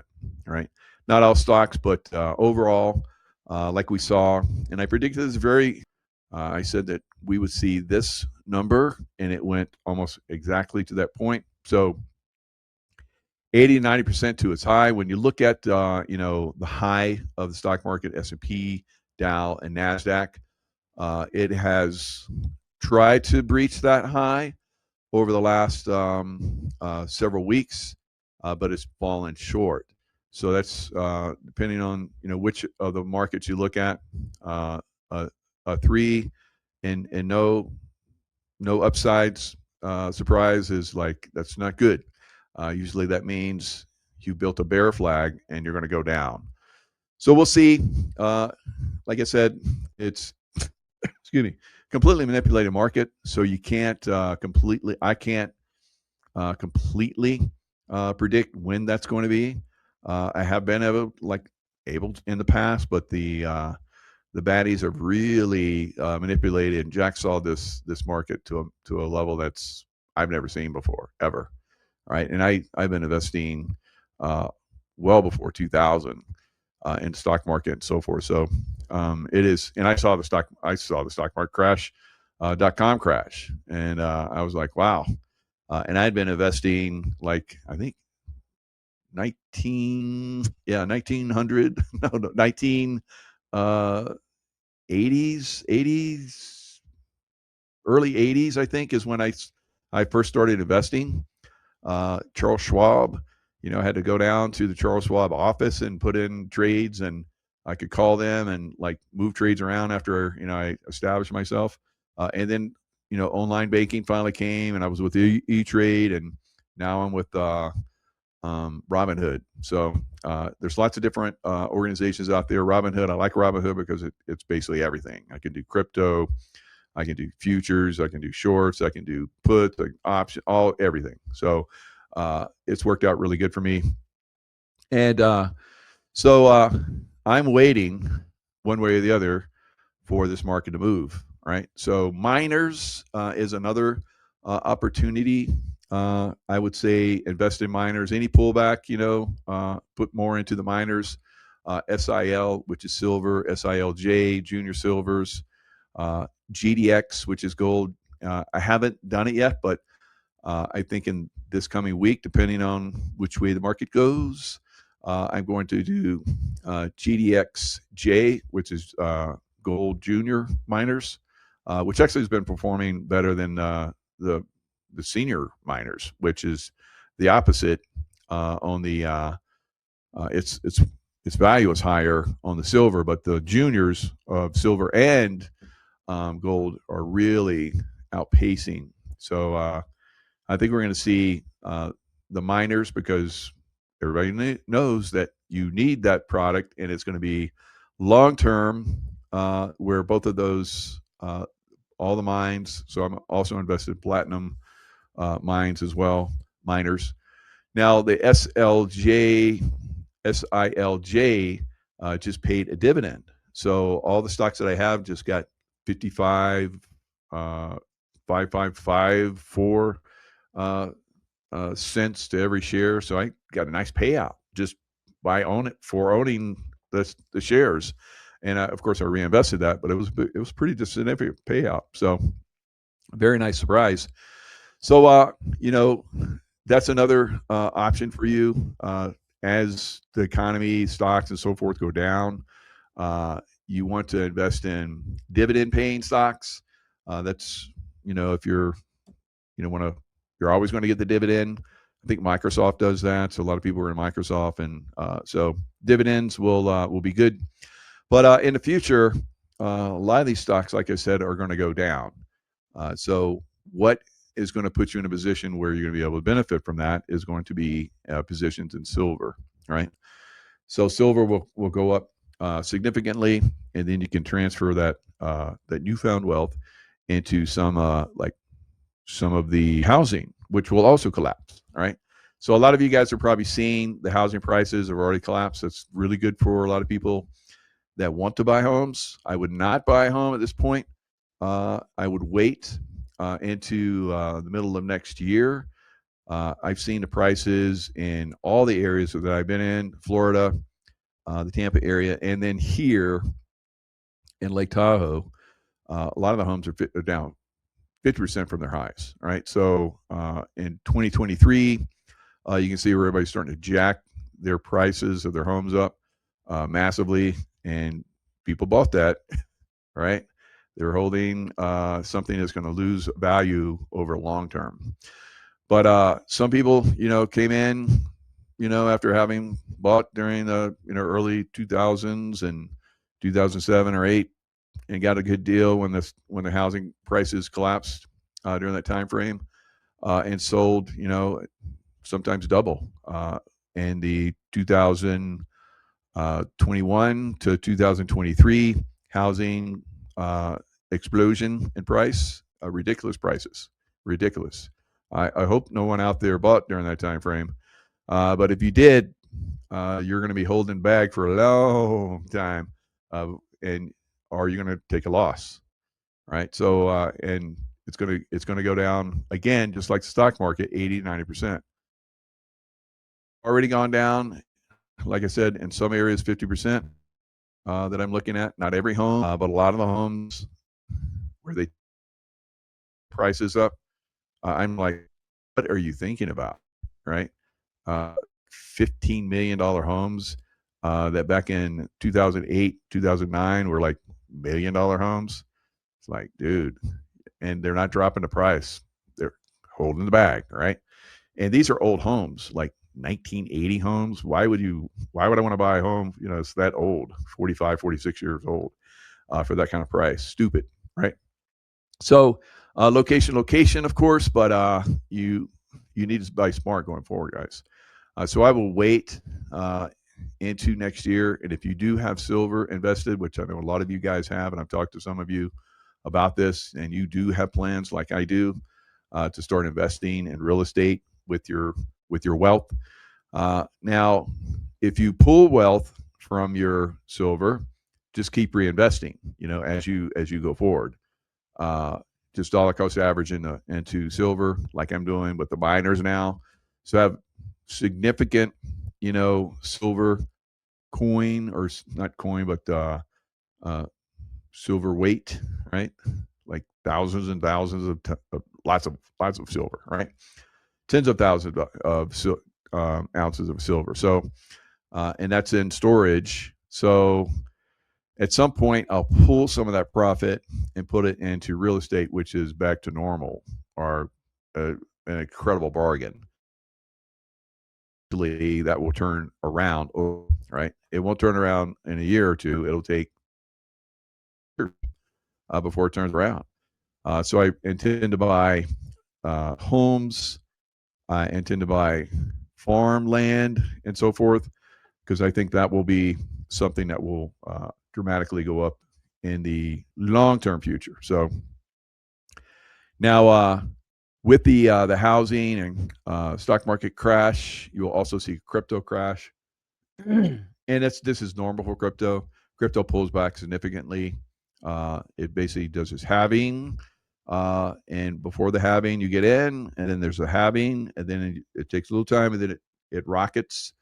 Then you sell, and then you wait for it to go down, right? It's stupid easy with crypto, but a lot of you guys just hodl it, right? And you can. Why not? If you've taken your crypto out like I recommended, and put it in silver, your crypto winnings, and a lot of great crypto earnings and winnings this last year into this year. Then you could have put that in silver, and silver has been up 180%, and crypto is down like 15-16%. So you gotta get smart about moving your money around. Long term would be silver, like we've talked about. If that's all you're going to do, don't be in the stock market, don't be buying houses, and don't be buying crypto. You should be in silver. Duh. Right? So Melania just told you. Right? So get in silver. Hello. All right. So Fed squeeze, IRS squeeze. I see both of those organizations basically being squeezed slowly out of existence, right, this year. And their ability to go after people is diminishing. The Fed. Now, I would be surprised if they raise rates again, because I think that's part of their plan to collapse the economy because they don't like Trump. But if they do, lower rates, then we could see the stock market continue to go up, right? If they don't cut rates, then that's probably crash material, right? So keep your eye on that. We'll see, what kind of game they play with the rates. This Fed needs to completely go away. There are no more federal government than Federal Express is, right? So They're a criminal organization and they need to be dealt with. But for the meantime, because they've wormed their way in and they have a lot of people that they've manipulated over time. See that squirrel running back there? There it goes again. Is that a squirrel or is that like a rabbit? Rabbit? You basically rabbit.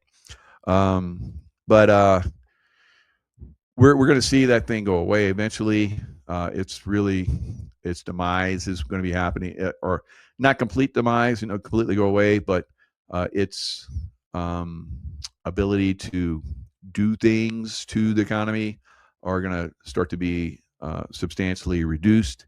Now, President Trump has a guy that's going to go in there, I believe, is going to continually reduce rates, but he's not going to get in there for a few months. So these guys may still jack us around, try and collapse the economy because they know their days are numbered, and they would rather burn the house down, burn all of us down, because their days are numbered. And that's just the way we have to be very careful with these people as we're removing them, from their particular places where they've been, maximizing their control over the American economy and the world. All right, CIA, FBI also, we've already seen the FBI, squeezed. And I think that process is going to continue. I think the CIA is going to be squeezed this year. A lot of organizations will probably be squeezed out. Personnel that they have are going to be start to be eliminated, just like we're seeing with the FBI. So I think we're going to start to see that process with the CIA as well. All right, so Democrat. There'll be a collapse of the Democrat Party, like I've been predicting. It's already started. People are not going to like the Democrat Party a lot. They're gonna not like them a lot, right? So as time continues to go forward, and it's going to quickly accelerate this year, the fraud and abuse that they've been involved in is going to be exposed on a level that's going to be just absolutely phenomenal, and it'll stun Americans and the world. All right, so the fraud, what we're seeing with Tim Walz is a tip of the iceberg, right? So this fraud is going to start to really accelerate the exposure of it, and more states, more and more citizens will get involved in exposing that fraud. Citizens that have been kept quiet through fear, intimidation, and so forth. That fear and intimidation is collapsing, and that's one of the reasons why consciousness and our ability to, push ourselves into a much better world is happening, because less and less people are in fear. Right, so fear is their way to keep us out of manifesting the world that we want. So as long as they can keep us in fear, anger, anxiety, and so forth, they're able to manipulate the world for their reality that they want, right? So they're losing that grip, and that is what we're seeing. It's not so much that, they're being taken out of power and so forth, but of course that's happening, but it's because of their inability to manipulate our consciousness and use our loosh, our energy, to formulate the reality that they desire. So we're taking that away from them. So that is the key that you need to focus on. When you feel yourself going into anger or fear or anything like that, know that you're basically giving them power and you're creating the world that they want. All right. So that's another reason to be in that, peaceful, meditative, love vibrational state of consciousness. And a lot of you say, how can I exist in that? It's like, I can tell you that I've been in combat zones, and when I go into that state of consciousness, I'm exceptionally effective. All right. So that's where more and more of you are starting to see yourselves. And that's the thing that really, scares them, because then they can't manipulate and control us. And they can't do their little, false flag events. And we're like, oh, false flag event, that's stupid, whatever. All right. So it's just like, What? That's nothing. That's all you guys got now? It is. That's about all they got.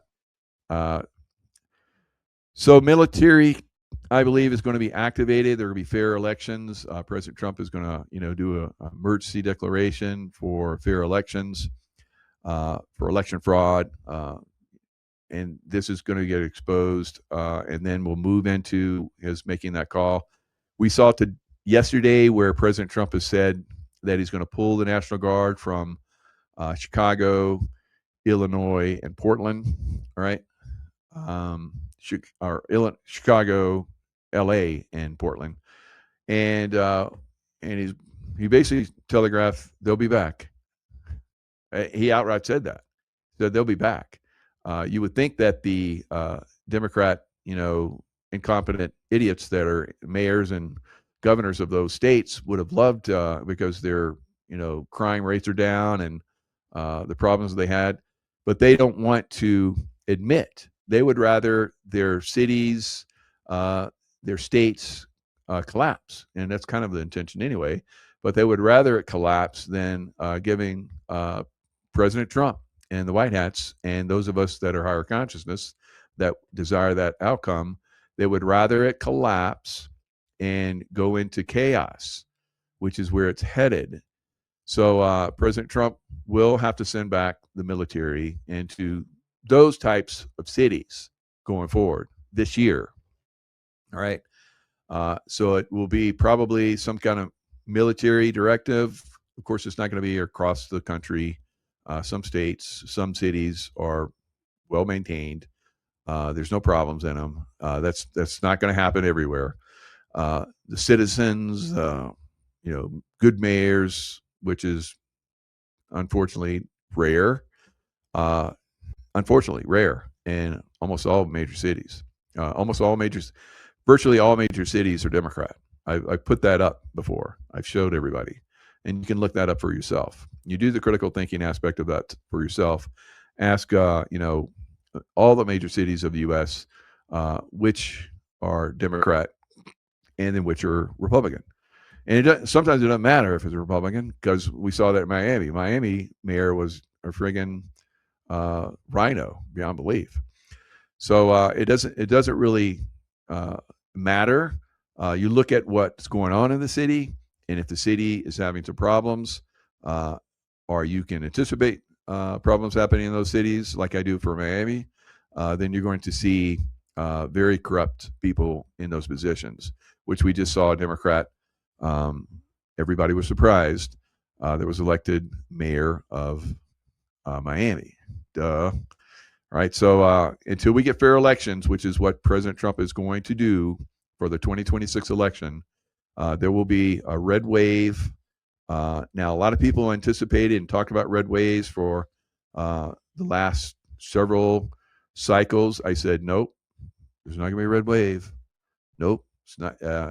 2018, even President Trump said, if we don't get control of our election process, we're not going to have a red wave. And sure enough, we didn't have one in 2018. In fact, I think we lost the House, and I don't know if we lost the Senate, but we had when President Trump came in his first term, just like now, he had control of both houses and the presidency. So everything was covered. So now we have that again. If elections were to continue the way they have, then he would and will, if it doesn't change, lose definitely the House and very potentially the Senate. So with the federal troops coming out and making sure there's fair election, we will see a red wave finally on a massive scale. And it will happen across the country, across everything, mayors, governors, and so forth, across the board. It won't completely take out Democrats, so it's going to be a process as well, just like the CIA slowly squeezed out of existence, the FBI squeezed out of existence into something new, but and the Fed and the IRS all squeezed out eventually, guys. All right, before Trump is completely out of office, all of those will be squeezed into something different. All right, so it's a process. It takes time. You can't just come in and like you come into a haunted house, you're like, okay, we're just going to put in some nice lights and we're going to sing Kumbaya. It's going to be fine. No, you're going to have to like probably tear a lot of stuff out of the house, and probably the best thing is just like collapse the whole thing and rebuild. Right. So that's what we're going to see with a lot of these institutions, Democrat Party being one of them. Our Republican Party will see a big change, I believe, in the political system as well. It's not just the Democrats, the Republicans as well. Republicans are almost as worthless as Democrats, in some cases more worthless. But we'll see a turnaround in the entire political machine. People like myself, if I wanted to run for office, I would have the opportunity, if I had a good, I'm going to do this, I have this team, and we're going to do this. I wouldn't have to have a lot of money. They would give money to anyone instead of GOP or only a Democrat Party, and then they manipulate who is going to go to the top.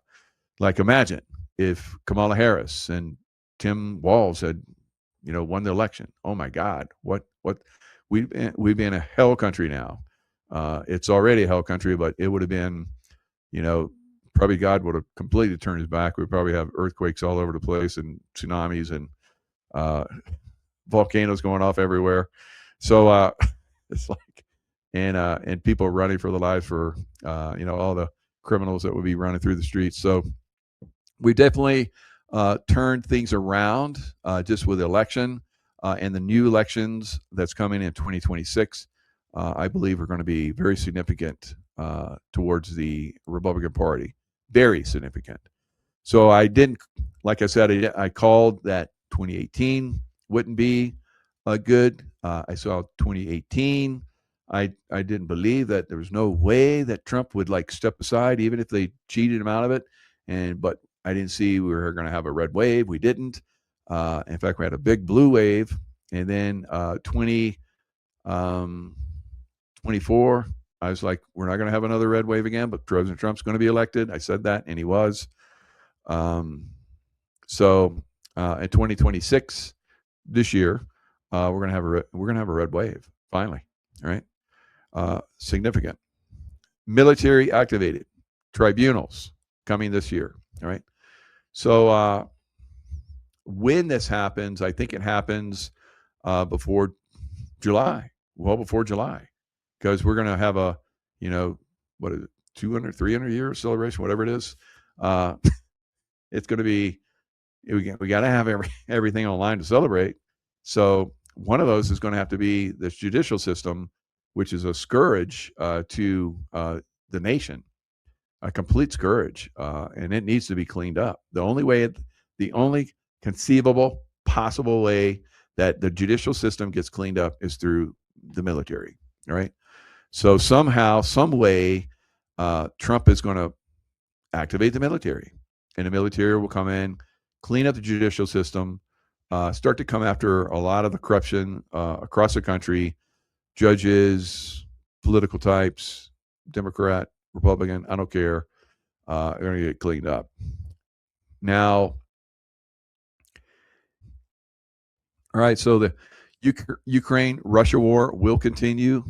Russia, I believe, takes Odessa somewhere in the middle of this year, maybe a little bit later. Sumy, Kherson, Kharkiv, and they push the border deeper, all along their border with Ukraine. They push deeper. So the war continues probably for another year or two, from what I'm seeing. So one of my predictions from last year was that we're going to have a lot of earthquakes and so forth. And major earthquakes. We had a major earthquake, 8.8. We had a tsunami, like I predicted. We've had volcanoes that are like over the top. I saw somewhere, and I'll try and pull it up, but there's more earthquake activity that has happened this year than in all the times that we've been, doing, marking it. All right. So, doing logs about when it happened. So, whatever that is. So, as long as we've been keeping records. So we're going to see these earthquakes, tsunamis, and volcanoes act up much, much greater this year, right? The Earth is going through changes just like we are. I don't think that the bad guys are going to really have as much impact as they have in the past. Most of the earthquakes and so forth that we're going to see is just an energy that's coming from the sun, electrical energies and so forth. The Earth is, like, as they're going through changes, we're going through changes. So our, you know, biological electrical energy fields are getting ramped up. The energy fields of the Earth gets ramped up. So areas that have low or very bad negative vibration will be affected, I believe, going forward. And I think that's going to be one of the things we'll start to see. I've seen this for a long time. I pointed it out. Areas that were very dirty, that have basically had given the Earth Mother a bad deal, and had disrupted and done some very bad stuff. They basically had hurricanes and earthquake activity and volcanic activity and so forth. So this earth change activity is going to increase on a level that's never been seen before here on Earth, right? And at least in our known existence. So very, very significant earth change activity this year. Of course, we can look in the past and we can see massive, tsunamis and massive earthquakes splitting the earth and tearing continents apart. We're not going to see it on that level, but we are going to see earth change activity that has rarely been recorded in human history. So very, very intense. Now, Iran, like I said, the Islamists would collapse. I said this a couple, 2-3 months ago, and I said that Pahlavi would come back as a king. It wouldn't be the same as it was before. The people in Iran would be, accepted. Now we've already seen. I think Israel will be more accepted this year as well. Israel's gotten a bad name because they've basically had to go in and hammer, the bad guys who were, underneath the sands, and certain areas of Palestine, and of course, there's atrocities. Atrocities happen in every war. Hello, right? I've seen them, and so they've gotten a lot of negative press on that. Some of it very, very deserving. I wish that some of the stuff that I'd seen had gotten more press, but it didn't. Right, so it was suppressed. So it's good that this negative press has come out. Hopefully, people get held accountable. Rarely, unfortunately, during these military operations does anybody get held accountable. We saw that happen in the Vietnam War. I think it was a My Lai massacre, where a group of soldiers went in and just massacred the civilians in a village, and that got press, and they were held accountable. But I've seen atrocities, and like I said, they unfortunately rarely, on both sides, rarely get reported. So yes, the Israelis, the military, has done atrocities, right?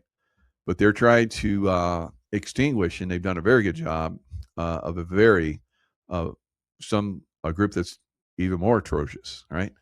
So war is very evil, it's very bad, but sometimes it has to happen. So I think that Israel will get better press. I don't have any dog in this fight, so don't think that, oh, Mike, you turned. No, I don't care.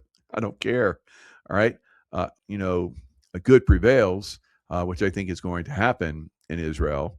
But I'm not caring about all of the crazy rhetoric that's going on about, Trump being manipulated by Israel. That's complete stupid bullshit, right?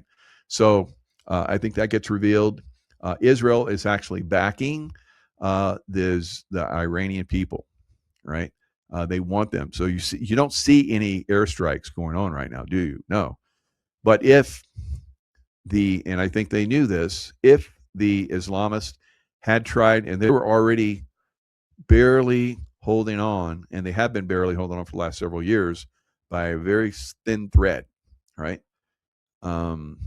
So it was just a matter of time before they collapsed. So now we're seeing that collapse is happening very quickly. And we'll see the king come back to Iran, and the Iranian people will rejoice. They'll still have cleaning up to do. Just like here in America, we will have a lot of cleaning up to do. Our judges, our politicians, the bad side of the military, so forth. Still, there's going to be a lot of cleaning up that's going to happen around the world. Now in Europe, I see that many of the rulers that are in place in Europe will be replaced, right? And we'll see more and more good people take their positions. Around the world, we're going to see election fraud begin to unravel and stop. And then you'll see merit-based people start to move into a lot of these political positions around the world, which is very positive. Illegal immigrants, Islamists, and so forth are going to be pushed out of America. They're going to be pushed out of Europe. They'll go where they're going to go, back to their countries, where they'll basically their scale of economy, their scale of helping their people doesn't work unless they can sabotage other people. Or in a communist system, I've been around the world. I've seen Islamist countries that don't work, right? So unless they're secular, more middle of the road, and I think even the places that are more secular are going to start to push out their radical Islam communities, like in Turkey, in Oman, in Saudi Arabia. And so Saudi Arabia has already done a really good job of that. But we'll continue to see around the Middle East, the Islamists are going to get pushed out.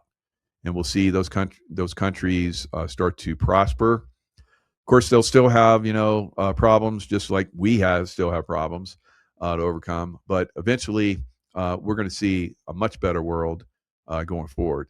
Now, as far as the U.S. going to war, I do not see war at all for the U.S., right? There is not going to be any war, right? A lot of people are going to play that just like they played that, North Korea was going to shoot nuclear missiles at us, and everybody was scared. I was like, don't worry, because I was working on Kim Jong-un. And Kim Jong-un basically, once he turned, which I saw, and he's the only one that ever turned, Kim Jong-un, the only one that ever turned to the light. And that's when Donald Trump walked across the border and met him, the first American president to do that. So probably North Korea will join South Korea at some point. I don't know if it's going to be this year. A lot of people have been predicting this for a long time, myself included. Will this be the year? It's going to be a stronger potential than ever before. Now, what has to happen? There has to be a collapse in China of their deep state, right? Which is happening. They're like Iran, in my opinion. They're holding on by a sliver, right? So soon they will collapse. It could be this year, but they will collapse within the next couple of years at the latest, right? So that's pretty much my predictions for this year. Of course, I do predictions constantly, right? And I will update these. We'll see. I think in the next couple of weeks, the King Pahlavi basically come back to Iran, but of course, it has to be safe before he goes back there. The people have to have pretty much control, and that's rapidly moving in their direction. They're taking down a lot of the places that were ruling over them. They've seized military bases at this time, so that means they have weapons. They're going to have to be very careful going forward. All of their population will need to protect, their homes. The men have done a great job. They'll come out even stronger. The women have done a great job. They'll protect the families. their children going forward. So a little bit rough over the probably next few months or so while everything gets cleaned up. These baddies have a way of coming back and doing nasty things. So we could potentially see, over the next several months and year, some very, black flag events or whatever happen in Iran. Of course, we'll see them throughout Europe, and false flags, black flags, red flags, yellow flags, you name the flag, they're going to be happening as the deep state basically loses control and continually tries to exert themselves, create fear, loosh the people, use that loosh to gain power again. And remember, that is the thing that gives them the power, the fear and the anger and the unknowing. So if you're peaceful, and you can be peaceful and kick some ass. Right? I'm a good example, right? So don't think that doesn't have a great bearing on things going forward. So stay in that love vibration, stay peaceful. Meditate on sending love to the people that we know are bad, like Gavin Newsom, the mayors of a lot of the cities throughout California, the governors of Washington and Oregon, and especially the governor of Colorado. Wow, super bad guy. So I've been working on a lot of those guys, and also the governor of Illinois and the governor of New York. So those are the ones that I'm basically focused on. Keep sending them love like I do. It will have a masterful effect on them. They'll be reduced in power. The energies that are surrounding them, the negative, demonic, reptilian energies that basically, are empowering them, will be unable to maintain their power within them and exert any kind of control. So that's what I've done with a lot. That's what I've done with everyone that I've eliminated out of power. Biden, Kamala, all of them, Hillary Clinton, all of them, guys. All the terrorists I worked on, all gone. Right?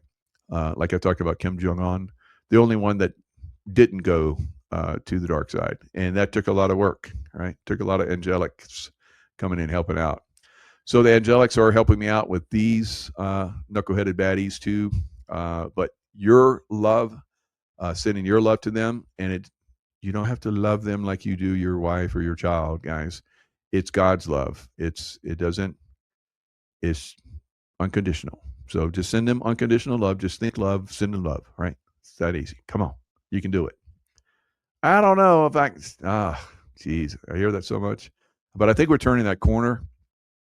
So try it, and you'll see it's going to work. All right, guys. We're moving into a fantastic new Earth, and there's going to be some massive changes.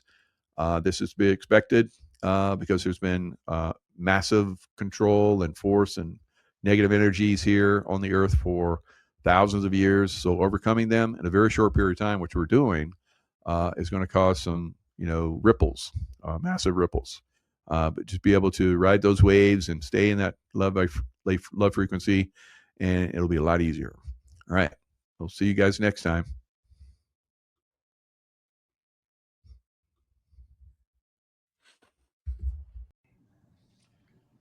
Hello, everyone. It's Michael Jacob with Unleashing Intuition Secrets. We have Dr. Kirk Elliott back with us to talk about the silver markets and the precious metal markets overall. Thanks for joining us again, Dr. Elliott. And what are your thoughts on what's going on? I mean, literally some of the most exciting and volatile times like that we're seeing. But let's go back to last week. So Christmas.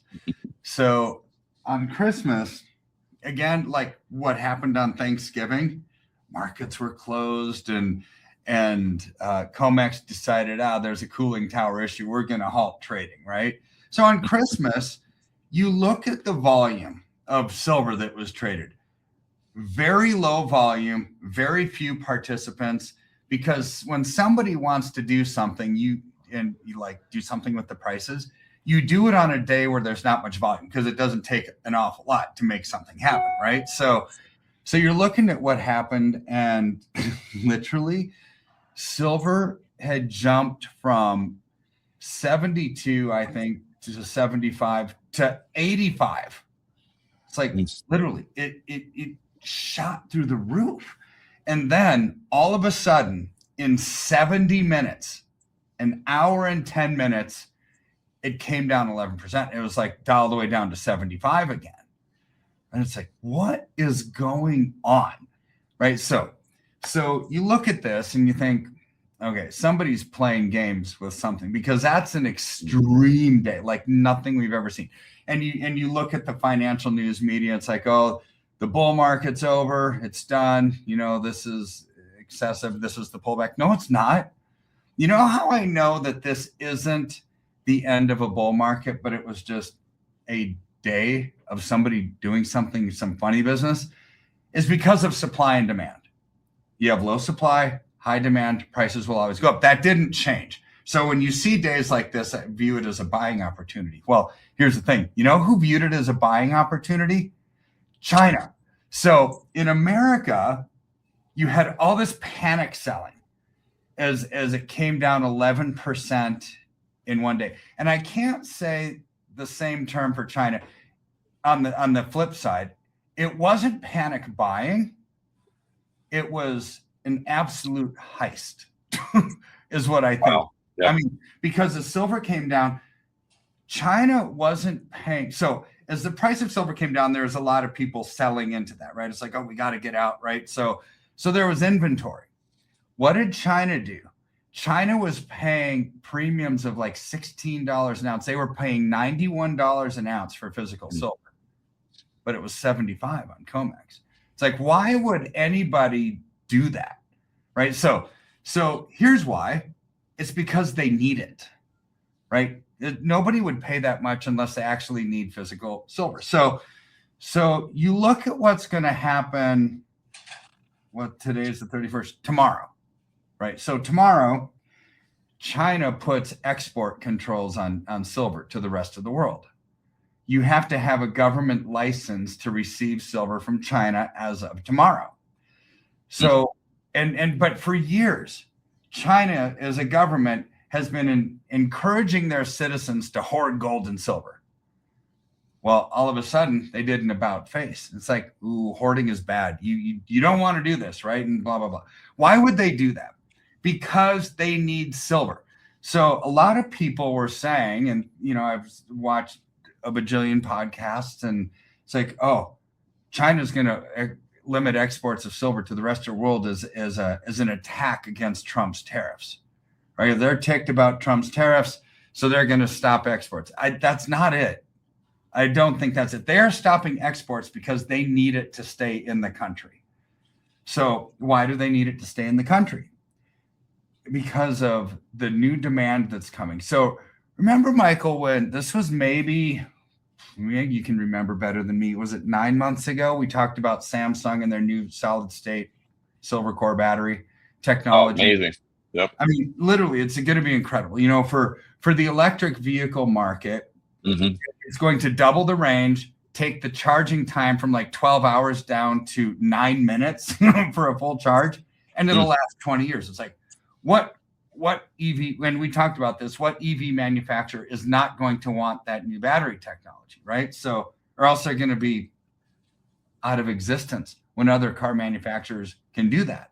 Because that's one of the pains of electric vehicles. It's like you can't take a long road trip with it. It takes forever to charge a dumb thing and blah, blah, blah. So the estimates came out last week. When Samsung releases this now, which is coming up very soon, it's going to be 20% of all global mining supply every year goes to Samsung. So here's the problem with Samsung. London is out of silver. They're out. They don't have enough for physical delivery. So just as we talked about as a projected story of how this story ends, you're going to have manufacturers all over the world, whether it's Sony or Elon Musk at Tesla, that are going to start going directly to the refineries and bypassing the stupid exchanges. Because if I were Elon Musk, it's like, well, it's not my fault that London oversold their inventory, that they have over 300 ounces of paper contracts for every 1 ounce of physical delivery, and how they're overextended and they're over leveraged and now they can't deliver. I have a car company. I need to manufacture. I need physical silver. So we speculated that they're just going to start going directly to the refineries and bypass the dumb exchanges altogether, which makes London completely irrelevant, right? So what did Samsung do? So I think it was a week and a half ago, they made this like field trip to Durango, Mexico, and they dealt directly with the mine. Then short up 2 years of supply for their new solid core silver state battery, right? So it's like, okay, this is wild. So they did exactly what we thought. Now, last week, the news came out about another car manufacturer. So I'm going to ask you this question because I didn't know the answer. I want to see if you do. Have you ever heard of the company BDY? I've never heard of it, no. Me neither. It's like, but they're the largest electric vehicle manufacturer in the world. Wow. They just happen to be a Chinese EV manufacturer, and there's billions of people in China. So it's like the Tesla of China, but they're massive. Like they're big. So they have already been working on a solid silver core solid state battery for their electric vehicles to give it over 1,000-mile range, charging in 9 minutes, 20-year life. So there's just so much in R&D that they're releasing this thing in all their vehicles in June of 2026. So to me, when I hear that, Samsung was 1.5 to 2 years out, right? So they were already working on it. Samsung was probably just responding to that. It's like, we got to get in this race too. So now BDY, because they're so big, is going to take 20% of all the world's mined silver every year. Samsung 20%. In two companies, you've got 40% of all the world's silver supply. I mean, this is insane. There's not going to be enough, right? There's simply not going to be enough. So I look at this and with silver at these crazy high levels, and people are calling me every day and saying, Kirk, A, I should have done this a long time ago, but B, I'm not going to buy at these absolute highs. It's like, why do you think it's an absolute high, right? Do you know what the future is going to look like? Because people were saying the same thing about gold 4 months ago. Oh, I'm not going to buy at the high. I've always been told by my advisor, you buy low and sell high, and you never buy at the high. Well, what is gold now? Almost every single day after 4 months ago, it keeps reaching new highs, right? Mm-hmm. So it wasn't the high. It was just a day in this massive growth trend. Right. And so silver, even after its last 2 days have been pretty, well, yesterday was just all over the place. And it closed, it's opened at like 78 and it closed at 75. And today it's like almost 74, right? So it's a 73 point something. So it's like, okay, that's cut down a few bucks in a day. So use it as a buying opportunity because this isn't a high. I think we're going to see with all this new demand coming out, this and little supply. I mean, there's like hardly anything, Michael. There's what Thanksgiving showed us was there's no supply at COMEX or in London. And what Christmas showed us is something even wilder. There's like possibly no supply anywhere, which is why China needs it because they can't even fulfill production. And so they're paying $16 premium over spot to get silver because they need it. So as I look at this, it's like, my estimates of 120 to 140 by late spring, early summer, possibly an understatement of the year, possibly, right? But I think we possibly hit 200 by the end of next year. And if this plays out with all this new demand and like no supply, even 200 is going to be small because manufacturers will pay anything humanly possible to make sure that they stay in business. And we're not talking about small manufacturers. We're talking about NVIDIA and Tesla and this big, massive car company and Samsung and Sony and Lockheed Martin and Boeing. They will pay almost anything, right? Because they're just going to pass it on to the consumer. And the solar cells. I mean, we're not even talking solar cells, and that's a huge market in India and in China. So it's pretty amazing. I remember when a couple of years ago we were talking about this, and you were like, we're saying, yeah, we're probably going to see triple digits in the future, and then you kind of like shifted because you started seeing all these numbers, and you started upping your estimate. I think it's going to be pretty substantial. And if you look at all of the precious metals that are out there, they're all well over $1,000, $2,000, an ounce. Why isn't silver that high? I think it's going to hit that. What are your thoughts? Boy, if we do, I will be the happiest guy in the world. I agree. You will be. and our tens of thousands of clients all over the country, they're going to be happy, right? So, but here's where these numbers might not be extreme, right? Because we've never entered a world. So let's go back to 1980, right? When silver was spiking, the Hunt brothers had cornered the market, government changed the rules, and they had to go bankrupt, right? So people are comparing today. Oh, there's going to be government intervention on the price, and they're going to change margin requirements, and it's going to be the Hunt brothers all over again. It's like, no, it's not. I'll tell you this right now. It is not going to be that, because what were the Hunt brothers? It was pure speculation. It was speculators running that time. This one is actually physical demand. Yeah. There is lack of physical silver, and the world needs it for just about everything. This is why a week ago, Elon Musk posted this X post where he said, oh, look at the price of silver. This is very dangerous for the world. This, because it's getting up too high and everything needs silver, right? So, and he knows that with SpaceX heavily in electronics, with Tesla heavily in electronics, all the robotics that they do, everything that he produces needs silver, right? So you just look at some of this stuff and it's like, this is what China did was a heist. They gobbled up all the available physical silver that they could when the price was driven down because of panic selling in America. And the next day goes up a few bucks. Today it's like sitting there, it's down some. But our projections, when in January, when silver was $28.50, and we talked about this probably a dozen times, maybe even more over the year.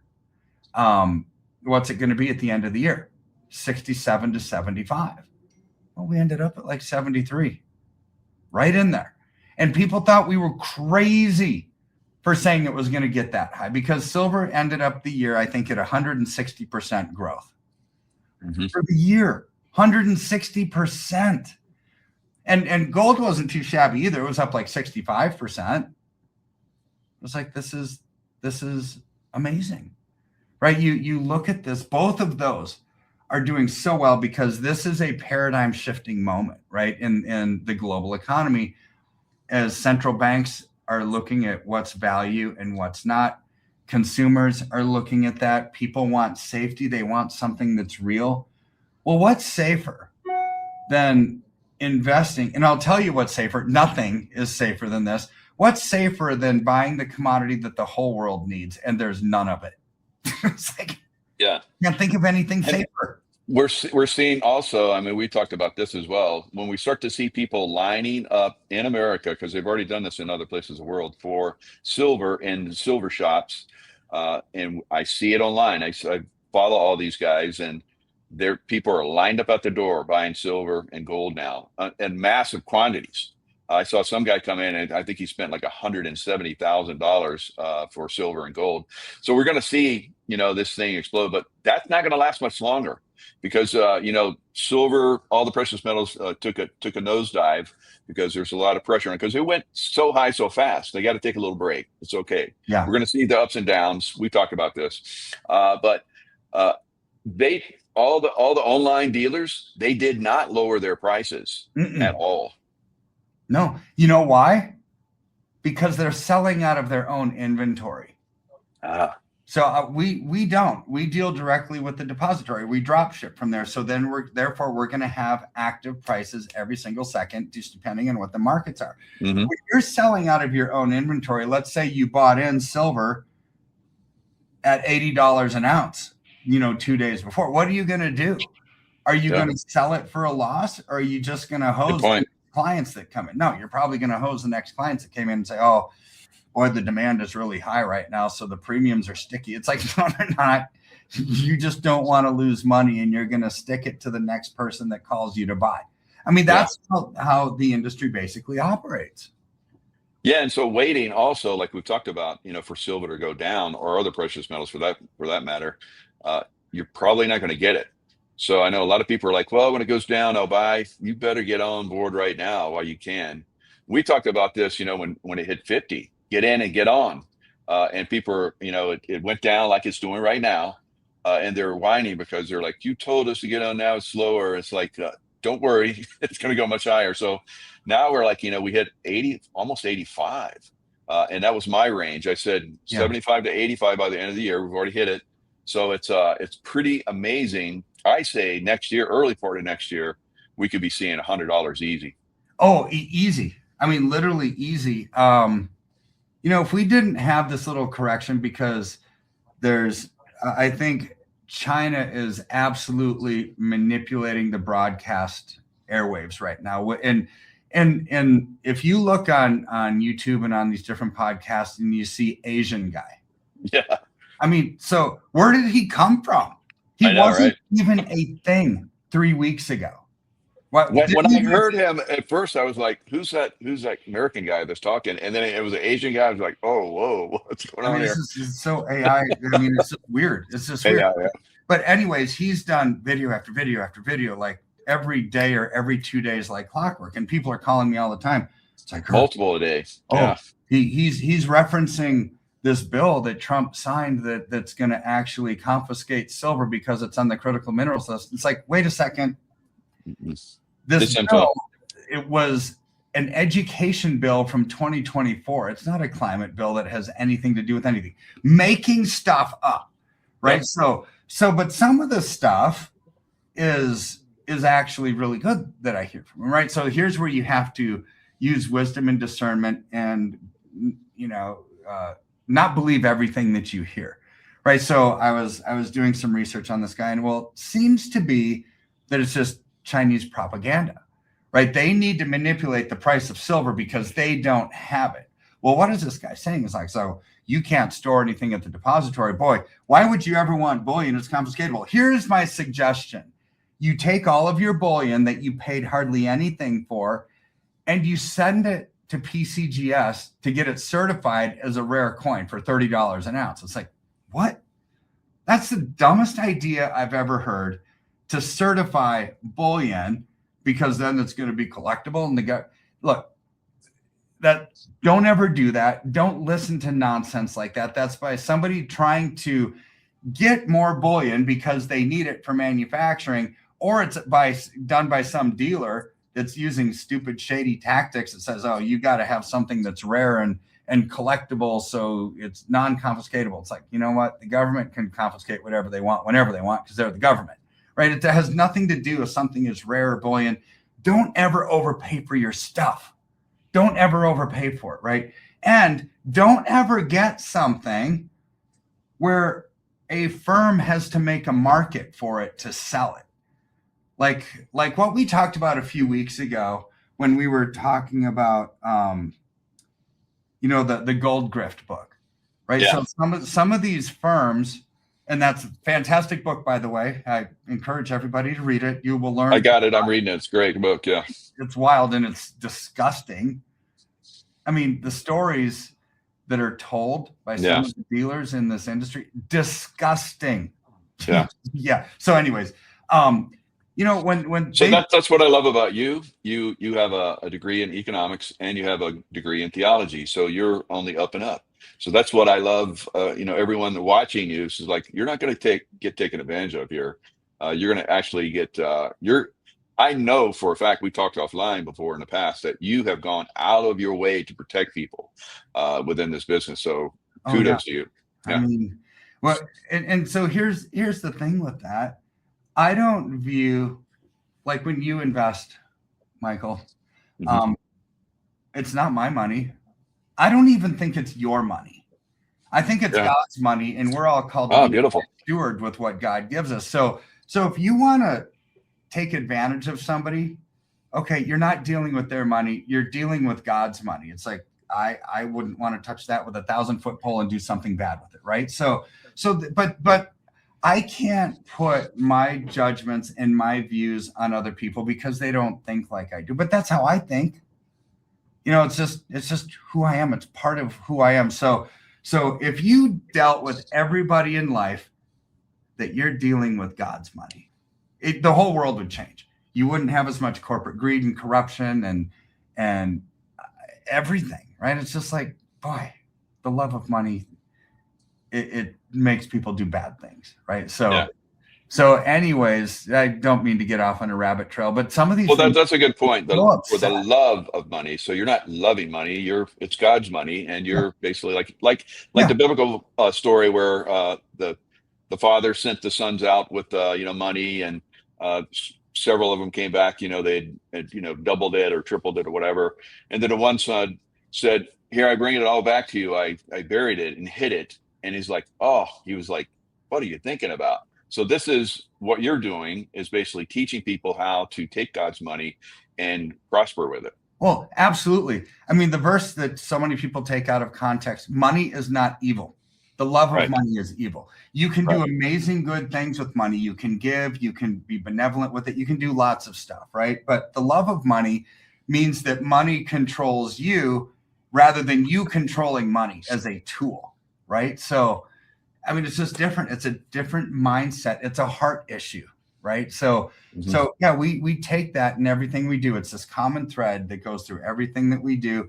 And I will consult with people. It's like, don't be too tight-fisted with your money. Have an open hand. Be givers. Be generous, and just watch how the world around you starts to change. Yeah. It's an Now, amazing thing. I want to kind of go along the same line of thought. Empty table, sanctions, battered currency. Why Iran's protests are different this time? So we're seeing pretty much the collapse, and it is going to happen. The collapse of the Iranian Islamists, and controlling Iran. Now and they're taking over cities right now. The people are. So here is another one where. In Iran, they have the largest increase in Christianity anywhere in the world over the last 20 years. Oh, So wow. what are your thoughts on that? So we're seeing a collapse of their currency, like we're talking about. We don't want to have that happen here in America, but we're seeing it collapse there because there's some very serious questions we need to be asking about the Muslim religion. But Christianity is on the uprise, and now the people are basically taking back their country. What are your thoughts on that? I mean, I think it's the beginning of a revival, so to speak. I think around the world, God is opening the eyes of people's hearts, if that makes sense, right? And Mm-hmm. they're starting to understand and dissect the difference between truth and fiction, right? And they're starting to understand what true love means, right? In the sense of love your neighbor, right? It's like, what does that mean? It just means don't focus on how you're different, focus on what you have in common. View everybody, and this is my prayer for all of us, is that we would view people the way that God viewed them when he created them, right? Not the way that man views them or woman views them, right? It's like, how does God view people? Well, he views them differently than we view people, right? And it's like, and so I think all over the globe, God is taking the spiritual blinders off of people and opening the eyes of their heart so they can see truth. And truth always acts as a magnet to pull people towards it. Yeah, that's beautiful. And here's an account where it says Iran has perhaps the fastest growing Christian population in the world. Elam Ministries, a group which seeks to strengthen and expand the church there, says that more Iranians have become Christians in the last 20 years than the previous 13 centuries My combined. word. Wow. Wow. So it is obviously going to have a massive impact. Now, I've been all over the Middle East. I spent half of my 35 years in CIA and also in the SEAL teams at the highest levels. And I can tell you, every time that the Muslims came in and force, they basically drove the Christians out. I think that's going to reverse now. What are your thoughts on that? It wouldn't surprise me. I Yeah. mean, literally, when God starts moving, things just happen that don't make sense in the physical realm, but they make all the sense in the spiritual realms, right? And so, like, there's stories in the Old Testament, God make the sun stand still, right? How could small dinky armies, you know, win and defeat big massive armies? Well, with God's intervention, that can happen. How could David, right? It's like, what? How did that happen, right? Well, it's because when God is for you, who can be against you, right? So I think these things that are starting to happen are happening for a reason. They're happening for such a time as this. Now, what we have to ask ourselves is, why did God place us here on this earth for right now? Why didn't he create us 400 years ago or 400 years from now? You know, why are we here right now? It's because we all have a purpose. We all have a calling. We need to understand what that is, whether that's to impact your neighbor or the country or the world. But really, it comes with being transformed. You know, transformed people can transform cities, right? So I would take heed to that calling and that inner voice that's just, you know, speaking to you all the time, and starting to have that, even if it's a gentle whisper, drown out the noise of the world so you can be everything that God created you for, right? Yes, and we are here for this. We're here for such a time as this, right? Beautiful. So we have to figure that out. Yeah, that's fantastic. So, yeah, great conversation today. And of course, you know, we always encourage people to, you know, go to your website, kepm.com, to, you know, get the best deals on silver and gold, because we're moving in that direction where, you know, I think we're like a little around 50, getting close to 50 to 1 now. And I think it's going to go a lot lower very quickly, a lot lower. Yeah. So that's kind of the transition where we take our silver and start to accumulate some more gold. So definitely jump in. There's contact information on here, of course, 720-605-3900. Be sure to tell them that Jaco sent you. And we look forward to doing more of these shows together. Dr. Kirk Elliott, thanks so much for your insights. You bet. Happy New Year. Happy New Year. Definitely.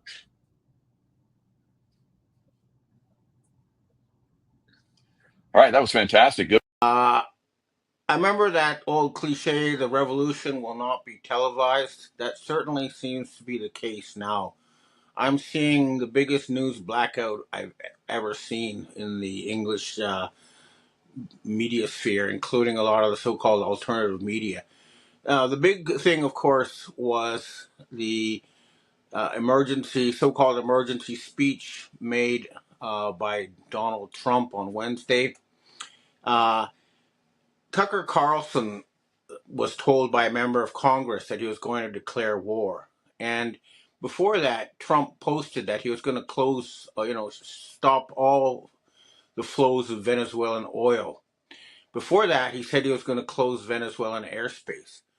Well, neither of these things happened because the military has figured out that the Trump, what we're seeing on our screens and in these White House press briefings, is not Donald Trump. He's a fake. He's not their commander-in-chief.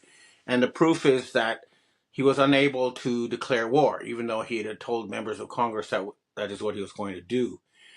This is a huge development. It shows that something big is going to happen. And of course, the real reason Trump was going to declare war is because he needed to use the War Emergencies Act to prevent the release of the Epstein files, which is due for December 20th. Well, we'll see if that happens. But when you actually listen to his speech, he talks about $18 trillion that he's gotten. Well, from his tariffs and from promises of investments. Well, in the 11 months, what actually happened is he got $236 billion in tariffs, which is basically a tax on American citizens. And that's not anywhere even a fraction of what they need to stop the United States from going bankrupt. We'll see what happens, but it's definitely looking very terminal for this fake show.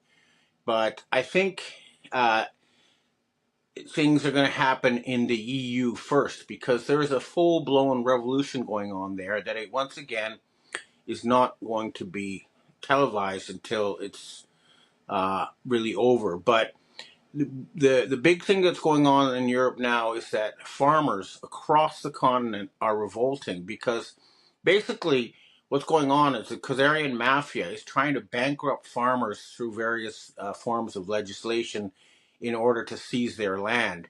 And the farmers have broken into EU headquarters, and they've shut down London, and they're protesting in Greece, France, everywhere. Watch these next 3 video clips to see how intense that is. Okay, you can see from the videos that the police are running away. They're unable to do anything about it. And in what I posted in my weekly report on Monday, you can see that the tanks that were sent in London to suppress the farmers actually sided with the farmers. So this is going to, you know, get more intense. And already, again, this is not being reported in the West, but the government of Bulgaria has fallen because they were going to try to impose the euro on their citizens, and mass protests, put a kibosh on that.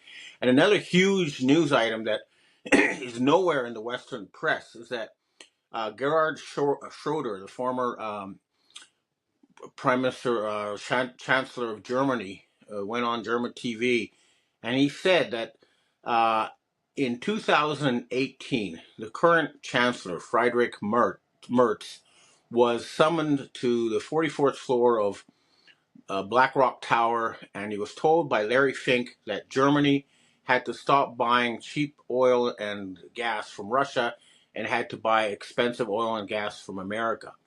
The result is that German industry has fallen by 20% since 2018. And for example, Volkswagen just closed a factory that had been running for 88 years. They're destroying Germany, and they've reached a point where the Germans are in revolt. So this is happening everywhere, and it's not going to get better. They're not going to stay in power. Now, Ursula von der Leyen has already had most of her former colleagues arrested in the Ukrainian corruption scandal, and the dragnet is closing in on her. She's trying to steal Russian assets in order to prevent the bankruptcy of the EU, but the Russians have said they're going to go after anybody who does that. They've publicly said it, and I'm assuming they're going to, take physical action, although, the task reports talk about all legal means. And here's another clip I want you to watch. This is a Polish politician pulling down the EU flag, stepping on it, and burning it. What we're seeing is the collapse of a system of Babylonian debt slavery and the freedom of the Western people from slavery. And if you still don't understand that you are slaves, take a look at this clip about your birth certificate and your social security number, in case you didn't know this was true. Watching the end of a very ancient regime, and they're running out of tools. Like I say, they put in a fake Trump, but his actions, reveal that he is not the commander-in-chief who was elected by the American people to drain the swamp. He's a fake replacement. And they do that with all sorts of people. It's pretty clear, for example, that Kash Patel, who we're seeing on our screens, is not the Kash Patel who was promising a couple of years ago to release the Epstein files. Instead, they replaced him with a fake, and the rank and file are revolting. They're no longer being able to, you elect a leader to do something, and then he's replaced with somebody who does the opposite, and people are sick and tired of that. They're not going to allow it to continue. And the other thing that people need to understand is that the only thing that is stopping the European people from becoming Russians, Chinese Communist Party slaves is Russia. In China now, huge numbers of people are homeless because they have been cut out of the digital currency because their social credit score was too low, and now they're homeless, living on the streets. That's the sort of future they were going to impose on us unless we do something about them. And here's some news that it's an exclusive to this podcast, which is, and it's huge as far as I'm concerned. Russian troops are fighting Chinese troops in Thailand and Cambodia. I was looking at, I was trying to figure out what was going on with these clashes between Cambodia and Thailand. It just didn't make sense. And so I asked some Thai royals and some military intelligence in the region. And what they say is what's happening is China is trying to take over Cambodia and build a big deep water port there. And the Russians are trying to stop them. The Russians have made an alliance with all the countries around China. So North Korea, Mongolia, India, Vietnam, etc., and now apparently Thailand, so that they all agree that it will ally and fight together to prevent Chinese expansionism. And the only force that is able to militarily prevent China from moving all the way to Spain is Russia. So these idiots in the so-called coalition of the willing, who are still trying to destroy Russia, are the enemies of the European people. And let's make it clear, there's a few people we need to get rid of in order to finish this nightmare that we're all going through. These are, of course, Larry Fink, Bill Gates, the fake Trump, Ursula von der Leyen, Keir Starmer of the UK, Friedrich Merz of Germany, and then, of course, Jean-Michel de Rothschild, who's cross-dressing and pretending to be Brigitte Macron, the usual suspects. We need to round these people up and make them face charges, war crimes charges. And these are worse war crimes, I would say, than even World War II. For example, a recent opinion poll of Americans found out that you get a slap on the wrist over. Now, this is something you get hung for, okay? And that's the sort of thing we need to do. And we also, need to make sure they don't get away with replacing leaders with fakes anymore. And these are not clones, okay? They're people who are selected because they look similar. They're given plastic surgery. They're trained to mimic, and then they use computer graphics. So we also need to make sure that the fake King Charles is removed, and most importantly, we need to take away control of their magic money printing machine, because that's the source of their power. I'm just going to check my notes to see if I have something I missed. Oh yeah, another huge news item that is not being reported by Drudge or anywhere else is the massive flooding in the northwest of the United States. 3 states are completely underwater. This appears to be some sort of weather warfare attack. I'm going to try to find out what the motives are, but it's clearly not a natural event. Take a look at this video to see. Major turning point. People are waking up en masse, and especially in the military and the intelligence community, understand that Western civilization will collapse unless we throw out these Khazarian mafia criminals. And of course, that means Benjamin Netanyahu has to go, and we need to get the Egyptian military and the Turkish military to move into Israel and clean up that nest and restore the nation state of Judea, which will be multicultural and multinational. Another thing I'd like to point out is I didn't want to celebrate Hanukkah because that is a holiday that actually represents the mass murder of assimilated Jews, and I do not go along with this. However, I do wish to wish everyone a Merry Christmas. And people need to understand that the Bible does not say when Jesus Christ was born. So what they did was they took the old solar New Year and replaced it with Jesus Christ. But the fact is that in the Northern Hemisphere, the sun keeps setting further north every day until the 21st of December. And then for 3 days, it appears to set in the same place. And then on December 25th, it starts to move south again. The days start getting longer. So this is a solar New Year. We all live under the same sun, and I think we can all celebrate this holiday, even if you're not Christian. So Merry Christmas and Happy Solar New Year to everybody. And I hope to see you again next week. Now I'd like to answer questions from readers and viewers. Hi, Ben. We have our first question for today.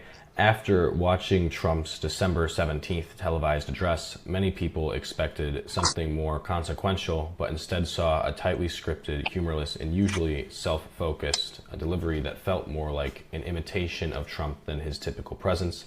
Some viewers even noted inconsistencies in physical cues such as height and presence, which led to speculate about whether the speaker was actually Trump or possibly a stand-in. At the same time, this address coincided with the renewed signaling around the election case and a period of extreme weather events across the country.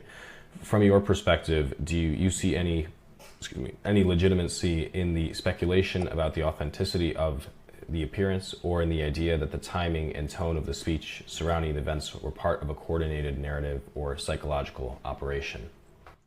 As I mentioned in my talk, the Khazarian mafia was hoping to use their bought and paid Congress and their fake Trump, and he's obviously fake. Just use your own eyes. Compare the different pictures. Look at the height. They were hoping to fool the military into declaring war in order to prevent themselves from being arrested for war crimes, and it failed. So he was not able to declare war, which was the plan. Instead, he repeated these lies about $18 trillion. And by the way, as an example of these lies, okay, he came to Japan and said he's going to get $550 billion. Well, 3 months later or 2 months later, he's got exactly zero. The same thing with South Korea. So he's not getting, the world is not going to invest $18 trillion in this crime syndicate. They want to pull the plug on them. And their fake Trump is no longer fooling very many people. This whole thing is coming to a crash. And that speech, I think, was a sign of that. Next question. Hi, Ben. Have there been any significant political or security developments unfolding in South Africa that have not been adequately covered in mainstream reporting? Well, I don't know about South Africa, but the big thing in Africa is that they have cut themselves off from the Western financial system. Muammar Gaddafi of Libya was the first, because he tried to do this by having a gold-backed African currency to get away from the U.S. dollar and the Khazarian mafia financial system. Well, now they've done it. They've announced their own financial system, and that means Africa is no longer going to be raped for its resources. And I don't normally give investment advice, but I'd say getting in Africa now would be like getting in on ground zero in China back in the day, and I'd highly recommend it. But of course, due diligence, as always, is required. Next question. And with the newly passed U.S. Defense Authorization Bill including limiting funding for Ukraine, which was far less than previous levels, how do you assess the sustainability of Western support for Ukraine and the likely long-term outcome of the war? Well, the Ukraine war was a genocide against the Ukrainian people. The idea was to remove the Russian and other peoples from the Ukraine and make a new homeland for the Ashkenazi Jews, the revival of the Khazarian Empire. So, for example, Wagner, remember all these reports about Ukraine fighting Wagner? Well, it was the same people. Zelensky and Wagner worked together. Zelensky would grab Ukrainian men off the streets, they send them to a certain area, and then they tell Wagner where they were, and Wagner would kill them with artillery. So this was always about a mass bribery campaign, using money that was supposed to go to Ukraine to bribe politicians in the West, as well as a genocide against the Ukrainian people. And it was not, but it was also an attempt to destroy Russia. The whole thing is blowing up in their faces, and they're not going to get away with this. They're going to face war crimes trials. The whole thing is ending. And Zelensky killed. He's not there. He's just a TV thing in the West. Next question. Hi, Ben. The Donald Trump administration has just ordered a naval blockade on sanctioned oil tankers entering or leaving Venezuela. Given this, do you think this move signals a real shift in global oil geopolitics, or is it merely a bluff tied to election case pressure? Well, he was trying to start war with Venezuela, but the Russians and the Chinese read the riot act to the American military, and the American military are now working with the Russians and the Chinese. So no, it failed. Okay, it was an attempt to avoid bankruptcy by stealing Venezuelan oil, as well as an attempt to avoid Epstein file release by declaring war, and it's failing. It's failed. Next question. Ivan, we have our last question for today. With the European Union facing increasing internal strain from farmers' protests, rising energy costs, growing resistance to climate regulations, and the continued decentralization of power in Brussels despite national pushback, do you see the EU entering a phase of managed decline? And do you believe this is actually steering that process behind the scenes? Or who do you believe is steering the process? I don't think it's going to be managed decline. I think these people are going to fight, to the end, because they know that they're these actual Nazis, and they know they're going to face war crimes. So, I didn't post a clip, but I was sent one of Ursula von der Leyen saying she's going to stay in the EU headquarters until they got money for Ukraine. Well, they're not going to get that money, so hopefully she'll stay in there until she's arrested. But I think the EU is coming to an end. I don't want to be caught on timing, but mathematically and financially, they are doomed. Okay, well, thanks for tuning in, and next podcast will be after Christmas, so Merry Christmas to everybody. Hello, everyone. It's Michael Jacob with Unleashing Intuition Secrets. So we're seeing the continual chopping at America from the Democrat Party and the intended destruction of America. Now we'll look deeper into how the Democrat Party wokeism, basically destroying intention of destroying American culture, make it more vulnerable. We're going to look at all of the different Nigeria just got struck by President Trump. What does that mean? All the way back to, I think it was February, where we struck a Somali cave that had ISIS leaders in it. Somalian, right? Where in America are a lot of Somalians that are part of a lot of fraud that we're going to find out, and we have been finding out. They're using that to fund terrorists in Minnesota. So this fraud is being exposed. President Trump is potentially stopping out what could be multiple Black Hawk Downs throughout American cities, right? And by hitting foreign terrorist groups and stopping cargo ships from going to different places like Iran, from China, with U.S. military forces, and stopping oil coming from Venezuela going to China with U.S. military SEALs. Thank you, and then using that oil to fund our military operations against them. Right. So with Juan O'Savin on last night, talking about how China is funded by the City of London. City of London controls China, right? And they probably control Iran too. And they control Ukraine. So it sounds like we need to do a strike on the City of London in my warrior's mind. But, I evidently that's not going to happen. Maybe not anytime soon. But they're destroying Europe just like they're trying to destroy America. The rape numbers in Europe are through the roof, right? So they had all this illegal immigration from areas where rape is completely acceptable. And what do you think is going to happen when you bring people like that into your country? Hello. So that's what we're seeing here in America too. We saw a lot of that happening here. And of course, the raping of American women has been pretty catastrophic as well. So the destruction of America by the Democrat Party, I've talked about it for years. It seems like it doesn't really get any traction. But I think now and going into next year, it's really going to pick up pace, right?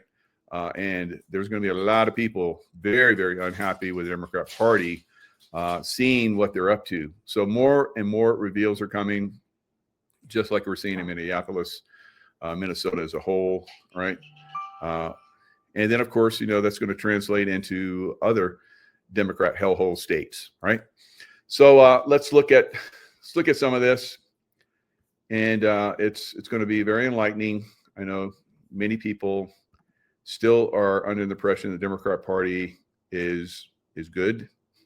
Many are still under that impression, right? We need to educate people and help them understand that that is not the case. And until we do, we're going to have the possibility of cities being basically destroyed. All right, Iran's president has claimed that his country is in an all-out war with the West, days before Donald Trump meets with Israeli Prime Minister Benjamin Netanyahu. So he said that full-scale war with the U.S., Israel, and Europe was worse than Iran's war with Iraq in the 1980s, in which hundreds of thousands of people died. We are in a full-scale war with the U.S., Israel, and Europe. They do not want our country to stand on its feet, right? So, yes, that's true, right? We want your regime replaced, and so do the people of Iran want your regime replaced. Now, will the people of Iran be able to, strike back and take down their regime? They have definitely been in the process of that. Of course, every time they try that, there's hell to pay for that. But I think we're going to see. I firmly believe that next year, Iran, the leadership of Iran, will go away. U.S. commandos raided ship traveling from China to Iran, seized dual-use tech. Now, they don't say what that dual-use tech is. It says transporting dual-use military technology. So dual-use, I don't know, for, hammering the people of your country, right, that are trying to rise up against you, and also for military targets that are coming in to destroy you, as we've been seeing with Israel and the U.S. Trying to take out its nuclear capabilities. All right, so the ship's name, its owner, and the flag under which it was sailing have not been disclosed. Neither Iran nor China immediately responded to the report, right? So Navy SEALs went on and seized it. Also, like I talked about earlier, there's a seizure that took place weeks before with U.S. troops seizing a Venezuelan oil tanker in the Caribbean Sea and stole its cargo in a move Caracas condemned as theft and piracy. Now, that was supposed to go to China as well. China. So we're basically, stopping out the capability of Venezuela to fund its military control system. The people of course, there's people that are in Venezuela that support that government. And so I don't think we're going to go in and, hammer it, but we're basically going to squeeze it till it's out of existence. Now, Iran, speaking of, so it's a triangle that's going on there, where Iran has sent a lot of its people, I don't know, hundreds of thousands of people into Venezuela over several years, and they're all in Venezuela. And they've helped it, build its military, Hezbollah and Hamas from Iran. So that's one of the reasons why we're going after Iran. Multiple reasons, of course, we're going after Venezuela. Election fraud that they used on us from Venezuela. Of course, in Colorado, Tren de Aragua, that is basically running the Colorado government to a great extent. And we're talking about that, how the Colorado governor is a very corrupt person, obviously, and it's part of the Democrat system. They've gone corrupt, and I'll talk about how and why the Democrat system has gone corrupt. and how they're trying, like I said, to bring in wokeism and destroy America. All right. So destroy America from within, and then leave it open to Somali warlords to start to take down cities and so forth, like they did in Somalia, where we had Black Hawk Down. All right. So it's going to be very interesting.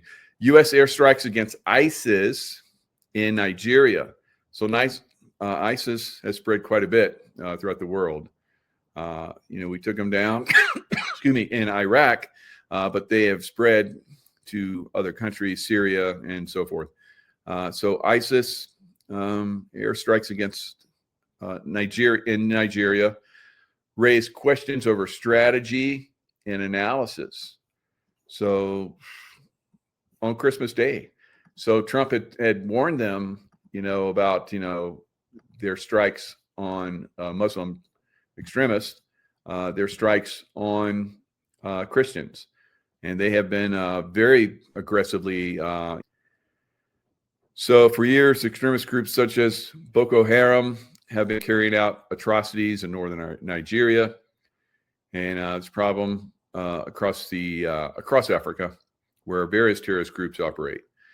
Now, a lot of these are funded, as we're probably going to find out, and I can't say that right up front, but a lot of these, I think we're going to find out that China is funding, and and Iran. So with Iran and China, pushing terrorism around the world, they're going to be pushed back on. And again, I think it's because of the British are pushing this. The British Empire still is alive and well throughout the world through the city of London. I previously warned these terrorists that if they did not stop the slaughtering of Christians, there would be hell to pay. And tonight, there was. The Department of War executed numerous perfect strikes, as only the United States is capable of doing. Under my leadership, Donald Trump, of course, our country will not allow radical Islamic terrorism to prosper. So if we hit it where it's strongest overseas, then it's conduits back to the United States are being taken out. So it's easier for us if we take down. Speaking to you as a military expert, if we take down the where the source is, we destroy the source, and then as they're trying to come in like octopus, with all these tentacles, with the cartels and so forth, that are taken over by a lot of Hamas and Hezbollah and Chinese. So if we basically destroy them outside of the U.S., they don't have the funding, they don't have the ability. We're basically taking down their, capabilities of, keeping the dialogue and so forth, to taking away the leadership. So that's what I did when I was overseas working with the CIA. We would go after the leadership of terrorist groups. And there, a lot of times that would eventually, destroy those terrorist groups. Of course, other groups like SEAL Team 6 and Delta and some other groups would actually hit targets very effectively in Afghanistan and in Pakistan, and basically take down those groups on a massive level. Right? So we have been doing this for a long time, and 20 years, over 20 years, on a physical level. So we've been, even all the way back when I was in, 30 years ago, we were looking at going in and having to rescue, potentially when I was at SEAL Team 6, going in to rescue, leadership in oil companies and so forth in Venezuela. Unfortunately, that did not happen. Basically, they seized all of that money, equipment, and oil, everything that U.S. and Britain, all those oil companies had in Venezuela. They just seized it. So we're going to take it back, right, at some point. But we're not going to take it all. The people of Venezuela will become once we go in and clean out the terrorists that are running that country, Venezuela will become one of the most wealthiest countries in the world, and the people will prosper like crazy. They will go back to Venezuela. Now, the same thing will happen in Iran once that terrorist organization that's running Iran gets taken down. Now, I don't know when the terrorist organization in the city of London gets taken down, but at some point, I believe it will be. All right. And it's fomenting a lot of the problems in Europe and all around the world. So at some point, it will have to be targeted. I don't know what kind of kinetic, if there's going to be a kinetic strike or just squeeze them to they don't have the money anymore. But at some point, the city of London goes down, right? So under my leadership, like he says, we will not allow radical Islamic terrorism to prosper even here in the United States. They're going after it here in the United States as well. May God bless our military, and Merry Christmas to all. This was a nice Christmas present to the Christians in Nigeria, and they said so, in fact. They were very happy that these strikes happened. Imagine you're in, I don't know, Minneapolis, right? And so there's a strike that finally happens, and the Christians that survive, there in Minneapolis would be very happy about that. So just kind of a little speculation of what's to come in some of these areas, guys. All right, we need to start talking about this. We need to talk about it very seriously. All right, so because they're going to say, "Oh, he's a hater," but I'm going to show you. There's a little film where they are the haters. They are the fascists. They are the people that don't like white people, right? So I can tell you that from all the people that I spoke with after Black Hawk Down, some of my SEAL buddies that were there. It was they didn't like whitey, right? So, and of course we're there trying to feed them and help them, and that turned into be a goat rope, thanks to the Democrat leadership of Bill Clinton, right? So let's look at a little Black Hawk Down scene, so you can see what it might look like in some of the U.S. cities if we don't start cleaning these a-holes out. When everybody else is shooting the same direction. Now I've seen this. I and other psychics have seen this. We've talked about this for at least a decade. That we see this happening, just like you saw in Black Hawk Down in U.S. cities, right? So this is what the Democrat Party is bringing to America.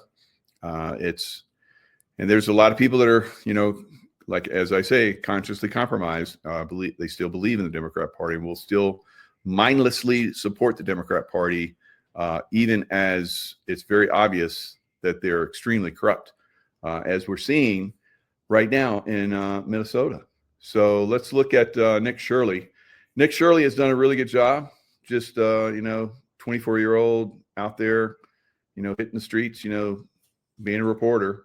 Like we used to have reporters. Of course, the mainstream media is completely compromised, but we have, independent journalism now that really is making a difference. It was write the check. So right here, we have all this paperwork. And how are you getting all this information about the fraud? A lot of it is through my own research. And then I have some contacts at the Capitol going back many, many years. And so the data that I'm getting is 100% accurate, coming directly from research done by people at the state Capitol. All this paperwork right here, what are we looking at? The areas of fraud that I have numbers for are mostly related to childcare. This is massive fraud that is beyond anyone's imagination, the scope. And so, for example, there's a childcare not far from here in Minneapolis that has two childcares listed at the same address. And together, they're licensed supposedly for 120 children. I have never seen a single child there ever. And I've been by that place at least 100 times. Here than anywhere else ever in history, anywhere. We're going to go confront these people. We're going to go to these daycare centers. We're going to see what's actually happening. Daycare center right now is right here. These buildings should be operating as they're receiving literally millions of dollars. I knocked on the door, and to my surprise, somebody actually answered the door. Hello? Can we speak? I would like to check a child in the daycare. Can I speak to a manager? Where can I get paperwork to file for my son? I wanted to put my son Joey in daycare. And after a few questions, the lady went silent. Looks like little Joey Shirley ain't going to daycare here. And now where are we going? Now we're going to Sweet Angel Childcare. We're in the middle of a strip mall here inside of this neighborhood. In fiscal year 2025, this facility, which has its license for 74 kids, was paid $1.26 million in tax money. And there are no kids. And all the facilities are the same way, all of them. Let's see if anyone opens. Yeah, let's see. Once again, I try to find a spot for my son Joey, and they would not open the door. I want to put my son Joey in daycare. Cause I need a spot to put my son Joey. Yes. Is this your daycare center? No, I work there. What's happened? I just want to put a child in daycare, but all the daycare centers seem to be closed. No one's opening the doors. You work here? I was, yeah. What's happened? Where are the kids? Yeah. It says it's licensed for 74 children. Right here, state of Minnesota. Where are the kids? They Yeah. got paid $1.26 million in fiscal year 2025. It says they have a capacity for 74 children. When? No, when? Where are the kids? Right here. State of Minnesota website. You work here and you don't know? I don't know. I was there before. I don't know what's going on. Were there any kids when you worked here? It's there. Kids there. What's How happened? many? I don't know. You don't know? Yeah. You worked here. Okay, well, then you're not of any help. Can I put my son in a daycare here? No, I don't know. Can I speak to someone? No, I don't know. No? Yeah, I would like to see if I can put my son Joey here. Who's your son, Joey? My son Joey. Can I check out daycare center? I'm not my son. No. You're a liar. I'm the owner. Do you put your kid here in this daycare? No. There is one child in there. Yeah, I'd like to know if this is a legit business. Me, I'm scared of you too. How come I explain everything? You're scared of me? Yeah. Why? So you're cutting. Because of my color. You said you're I have scared of to me because of my pass my color. Does that make you a racist? Yeah. No. But No, you, no. you said you're I'm scared not- of I'm me not because of my. Yeah, no. All right. So I think you guys see, what's going on here. It's money laundering. They're taking the money from the people of Minnesota, and it's going to terrorist groups, right? And these terrorist groups are, formulating very strongly outside the U.S. In Africa, all right, where Somalia is, and they're helping to fund terrorists in some Nigeria, where we just did the airstrike. So it is a situation that we need to be aware of, and we need to start to push back on. And we need to bring this awareness throughout the United States. These are some of the things that I've known for quite a long time. I've been talking about this for a while. Now we're getting, we're seeing it. So independent journalists are bringing this out. There was a congressman, Republican congressman. I saw him talking today on Fox News, where he said they were doing this investigation years ago, like a decade ago, and they knew about the Somali corruption, and they did an investigation, and it was shut down. They shut down the investigation.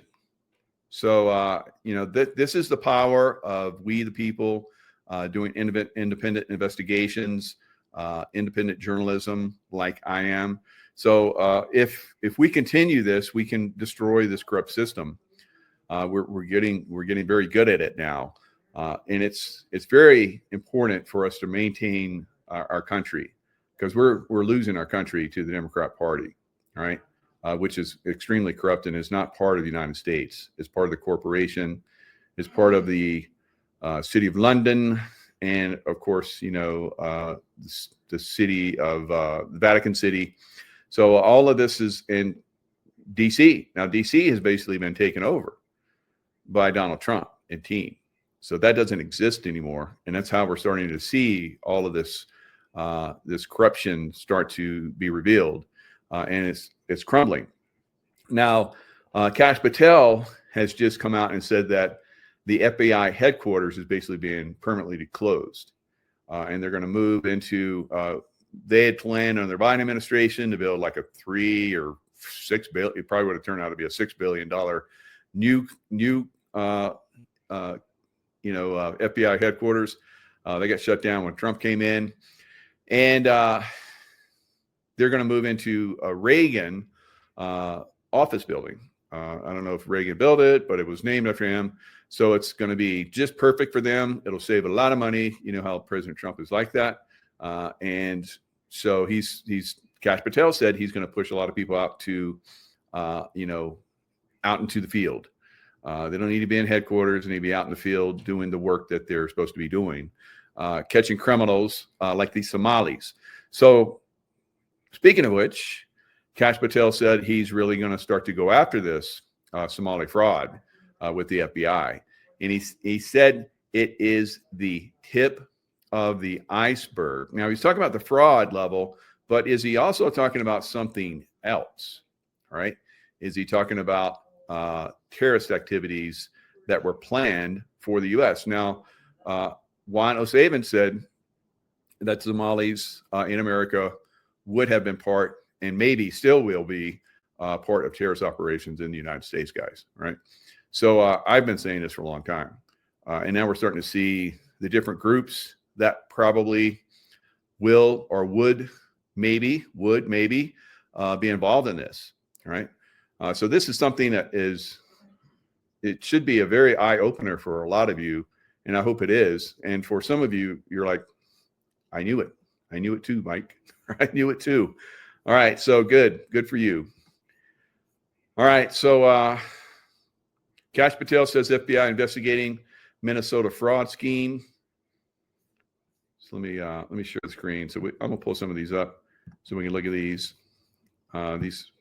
These are very important. So you get other areas of the federal government getting involved. That's going to be very, very important. FBI investigating alleged fraud scheme in Minnesota. Kash Patel says amid attacks on Somali population. So Republicans have seized on the allegations to attack the state's Somali population and Democrat Governor Tim Walz. That's because they have been suppressed for a decade at least, and they're ready to kick ass. All right. So kick ass or have your ass kicked. Right. That's what I say. Right. And that's what we're gonna have to see, guys. We got to stop being nice, Mr. Nice Guy. And that's what President Trump has been doing. He's not Mr. Nice Guy. And a lot of people don't like him because he's not Mr. Nice Guy, but that's okay with me. All right, update. U.S. forces strike on ISIS Somalia. This was back in February 11th. In coordination with the federal government of Somalia, U.S. Africa Command conducted airstrikes against ISIS Somalia on February 1st, 2025. The joint airstrikes targeted senior ISIS Somalia leadership in a series of cave complexes approximately 50 miles from southeast of Bosaso. So where do you think they got the money? Where did money come from? I've been to Somalia. I was in Somalia on my first, back in, I think it was 1982. Yeah, I'm an old guy. And that was my first SEAL, deployment. And we went to Somalia, and it's just a desert. There was a little town, and some of the sailors had liberty. They went into town, ate something, and got sick. We were there three times before the Marines came in. That's what we do. We do beach survey. We come back, we chart it out, we go back and make sure it's clear, and then the Marines come in. And they land, and they go off and do their thing. And there was nothing there but camels and camel herders, right? And you could see way out, they had a mountain range, and that's probably where the airstrikes happened. So not a lot going on in Somalia. They don't have any. They don't have really anything. That's why we came in. We tried to feed them, so they were starving. You remember those Michael Jackson? We are the world. We are the blah blah blah blah blah blah blah. All right. So all that money went to feed the Somalis, and what did they do in return? And so we finally pulled out, and then we just started under Obama. We just started pulling them in here to America by the millions, right? And boy, that was really smart, wasn't it? No. So we're kind of effed ourselves on that. So we're gonna have to clear them out. Not all of them. I've met many Somalis that are great people, and we're not talking about them. We're talking about the ones that are future terrorists, all right? And they're basically taking over cities throughout America. We got to stop it. You got to stop it, guys. They don't integrate. They basically come in. They produce children, and then they become the majority, and then they take over. And they start to push out all the whites and all the people that are not Somali or not Muslims. And this is what's happening across America. All right. So we will have to stop it. And I don't know what that's going to look like going forward, but it's got something's going to have to happen, guys. It's bad. It's real bad. All right. So what we're seeing with silver, we've seen silver basically skyrocket. It opened up really high. Now I think that silver, it's way overbought, and it's probably going to get a little bit of a pullback. Do not sell. All right. Don't sell your silver or your silver miners or anything else. All right. Hold on to it. This will be a test for some people. I don't know. Maybe it'll go up. Remember I said 75 to 85 by the end of the year. So earlier it hit, I think, 83 something, and now it's pulling back pretty good. So we'll see how it ends up, by the end of the year. But it needs a little rest. It needs a little bit of a pullback so that we have the opportunity to get it in cheaper. And then it's going to, probably go sideways for a little bit, and then it's going to take off again, guys. We will see, I think, maybe in January, 100 or more in January when it peaks, when it pops again. All right, so it's been on a tear. It doesn't go up. It doesn't go straight up all the time, right? Forever, right? So we said it was going to do a moonshot, so it already has. So now it needs to rest a little bit before it goes to Venus, all right? So just keep your eye on it. If you see the pullback and it looks like a nice opportunity for you, of course, then take advantage. Now, spot price right now is 82.63, and I think I saw somewhere where in China it's $90 an ounce, right? So will it pull back? I think so. Will it go higher? Yes, at some point, much higher. Triple digits, easily well into the triple digits next year, right? 300 to 500 next year, and then at some point it's going to be over 1,000, right? That may take a couple of years or so, but it's a long-term investment, not like your crypto. So your crypto, if you've been holding on your crypto, silver right now is up 190%. Crypto is down 16%. Most of crypto. Some of them are down more, some of them down a little bit less, but pretty much down negative 16% so far this year. All right, so I told you guys, go big into, because I had the dream. I had a dream, and the dream was that XRP was going to go big. So I put everything in XRP. It went big, and then I said, okay, guys, it went big. Now it's time to get out and put it in something else, right? And I think a lot of you guys saw it go big, and you started hearing all these stories about it, like normally happens. It's a crypto speculative, but it's cyclical. It has moments when it goes up and moments when it goes way down. And that's the buying opportunity. So you have to know when to buy them, know when to hold them, know when to fold them, right? So if you didn't fold it, you just wait around. It'll come back. Whatever you're holding is probably going to go down a lot more. But and who knows? Like I said, it could go higher. There's always a possibility. So be your own best judge, right? And your own psychic, right? Don't listen to this psychic. So don't get everything right perfectly on time at perfect times, but silver is a long-term hold, right? Now some people will probably, they see they got, big returns in silver. Get out of debt, right? Get out of debt. Don't sell it all. Sell a portion of it. Get out of debt. Shouldn't have any debt. And that's my best advice to you. I got out of debt long time ago, right? Haven't been in debt for a long time. I fell into the old scheme of, if you want something now, get a loan and pay back a lot of interest. And I remember when I bought my first condo decades ago, and it was like 110 or 15,000. I got a really good deal on it in Virginia Beach. The market had pulled back, so I got a good deal on it.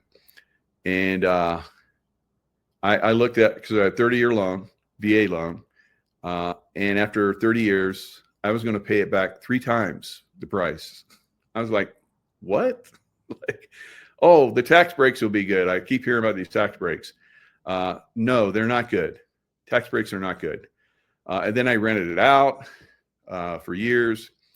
I just maintained pretty much, had the tax breaks. Basically, someone was paying my mortgage and a little bit more. It wasn't good. So I know a lot of people make money on real estate with my huge returns that I'm getting on silver, which will be even bigger going forward. I plan on getting into real estate, because there's going to be incredible opportunities in real estate. As silver goes up, you're going to see at some point the market crash, probably 80 to 90%, or maybe even more. And the same thing with housing. So if you have silver, it may pull back with that market crash like it normally does, but then it's going to take off again. All right. So now timing is not a good thing, but I think going forward, you're going to do really, really, really well with silver. So, and I'm not a professional in economics or anything like that, but I have Dr. Kirk Elliott, who will be on Monday, and he's been saying the same thing. So nanner. All right. So you guys that believe in immigration, and it was kind of interesting because Nick Shirley and that one gentleman that was revealing all the fraud, they went to one place where it was like a child learning center, but they left out the end, so it was a learning center, and it was like no windows, the door was locked, and so they were getting millions too. And so they're like talking outside, and they're knocking on the door, and this woman comes up, and she keeps screaming, "ICE, don't open up, don't open up, ICE." So you got these idiot Democrat morons, and they're even asking her, said, "Do you think it's okay that this child center doesn't have any children in it? They're getting like over $1 million a year. ICE, don't open up." God. So we'll talk about that. Violence from the leftists. The leftists are like, the right wingers are all violent. They're the true Nazis. And I'm gonna pull up a graph about that. They went full retard this year. All right. Speaking of full retard, here we have Warning to America. UK and Sweden imported the third world, and suddenly they're leading in rapes.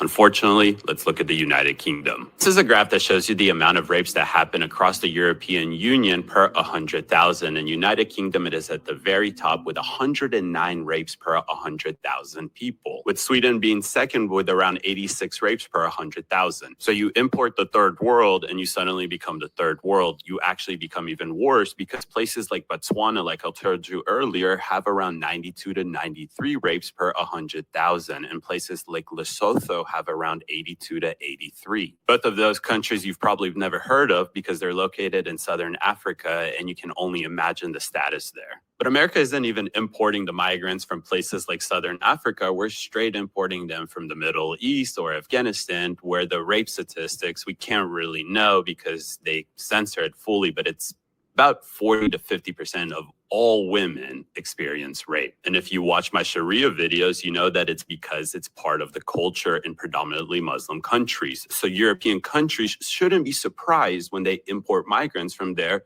when their statistics suddenly go up and look terrible, worse than third world countries.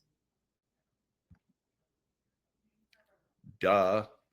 All right. So consciously compromised United States Democrats. All right. We just want to help everybody. And if ISIS comes around, we're going to like expose them and yell and scream and try and resist. All right. So let's look at 10 major incidents of left-wing violence and threats in 2025. Off the charts, right? Off the charts here in America. And these are just but a few.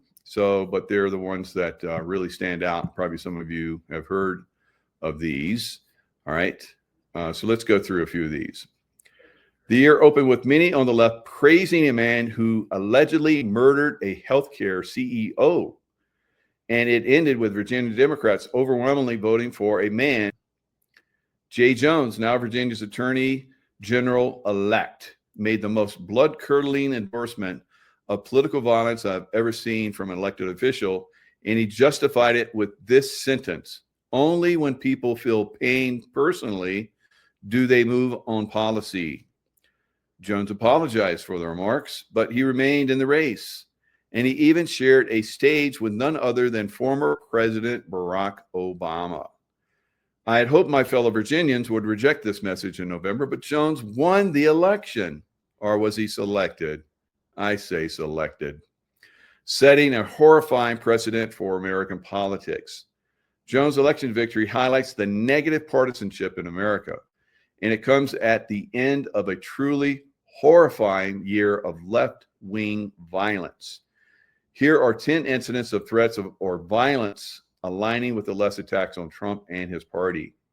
Targeting Nazi Pete Hegseth, January 28th. Riley Jane English, 24, after she told officers she was carrying a folding knife and 2 Molotov cocktails. English traveled to Washington, D.C., intending to kill Secretary of War Pete Hegseth, whom she referred to as a Nazi, or, if that didn't work out, House Speaker Mike Johnson, according to a police affidavit. She also reportedly mentioned wanting to burn down the Heritage Foundation. All right, so she claimed the tattoo. The tattoo is a Jerusalem cross. So Tesla vandalism, we all saw this. Tesla, with the Doge, was basically destroying the Democrat Party's money laundering systems. As the Trump administration's Department of Government Efficiency, Doge, headed by Tesla CEO Elon Musk, cut wasteful and ideological spending in the early months of this year. Vandals targeted Tesla vehicles, dealerships, and charging stations. After being the darling of the left, it became a target because it was taking down the leftist money laundering systems. All right, like I said, agitators burned vehicles to the ground. Protesters marched with a banner reading, "Burn a Tesla, save democracy."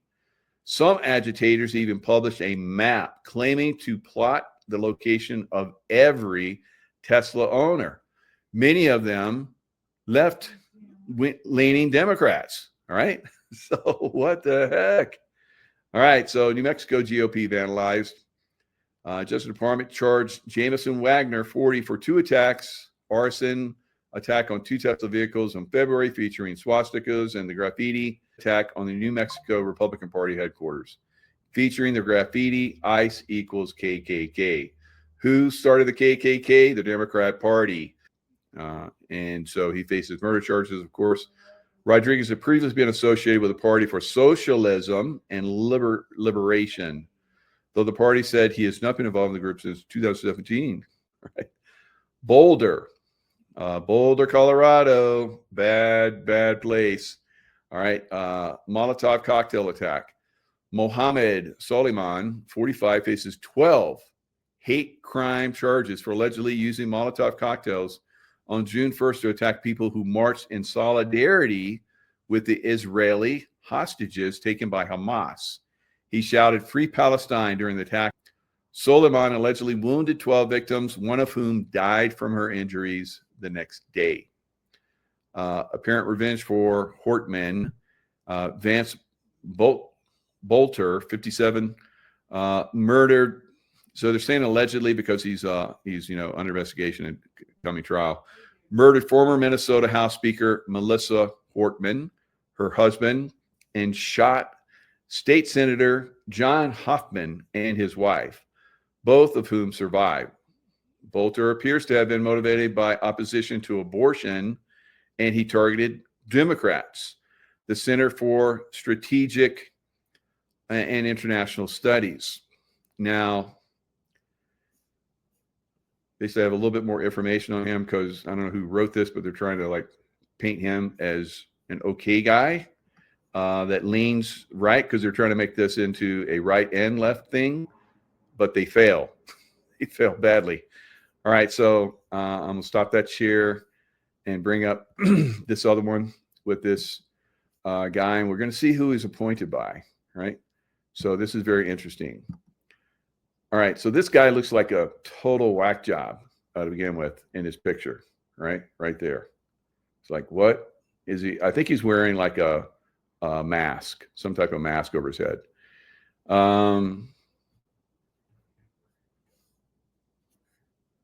So it goes on to talk about blah, blah, blah, why he targeted them.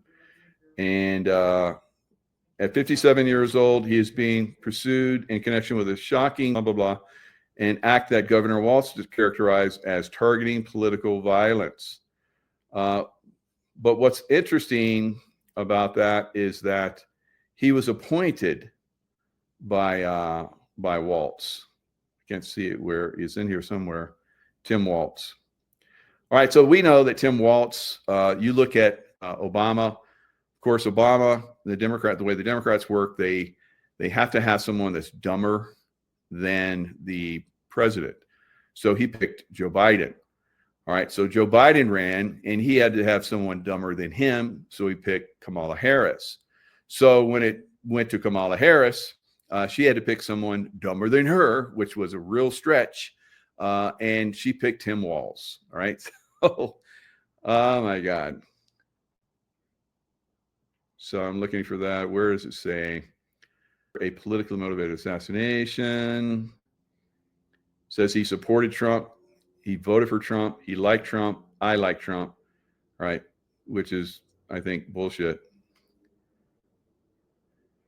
I think they threw that in there.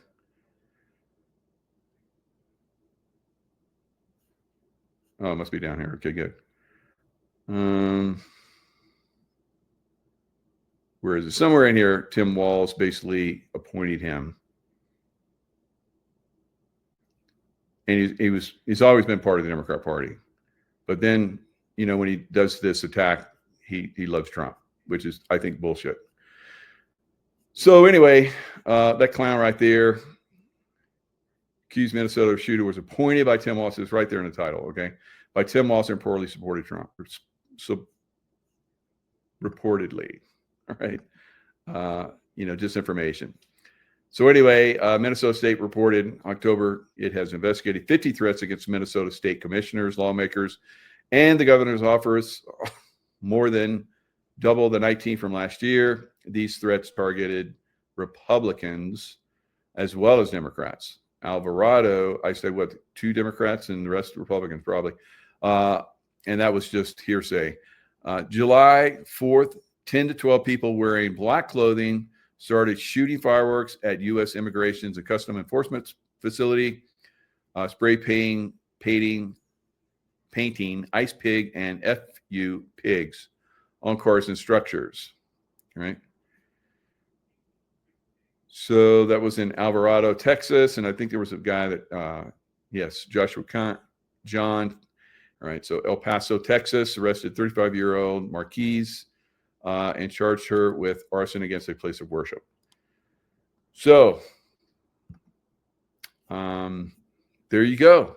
Sounds like the leftists are a problem in America, not what they always say is the right wingers, right? And that's how they came after us, you know, for J6 and all that kind of bullshit. All right, so now before I go into this next little reveal,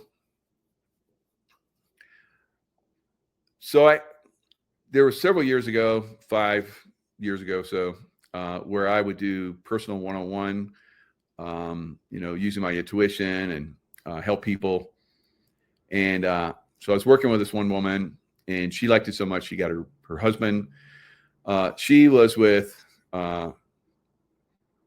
Apple, right? So I don't know how to talk around it, but she's very high up in Apple.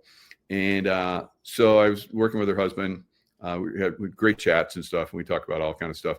And he's like me. He's like alpha male dude, you know, and trying to get him into, you know, being more spiritual and so forth. So he and I were talking. We had a great conversation, like I said, and he told me that he went to some of these crazy you know, events, you know, it maybe be at somebody's home. Some of these guys that were, you know, billionaires, it was a billionaire club, and they would get invited because she was very high up in the company. And so he would be watching everything. And he said, you know, he'd been going to these for like years. And he said, for a while, they were like, you know, they wanted people to become gay, right? And then when, you know, some of their group became gay and they came out, they'd all clap and they'd be all like joyful, and they loved that because it's basically part of a darker agenda, right? And so he's telling me this, and he says, and then they went from, you know, celebrating gay, you know, you know, couples to transgender, turning into transgender. And they started celebrating that. And so these are companies, not all of them, but these are companies that are part of the destruction of America, guys, right? And the political class, Democrat political class, part of the destruction of America. So now let me focus on just one of these out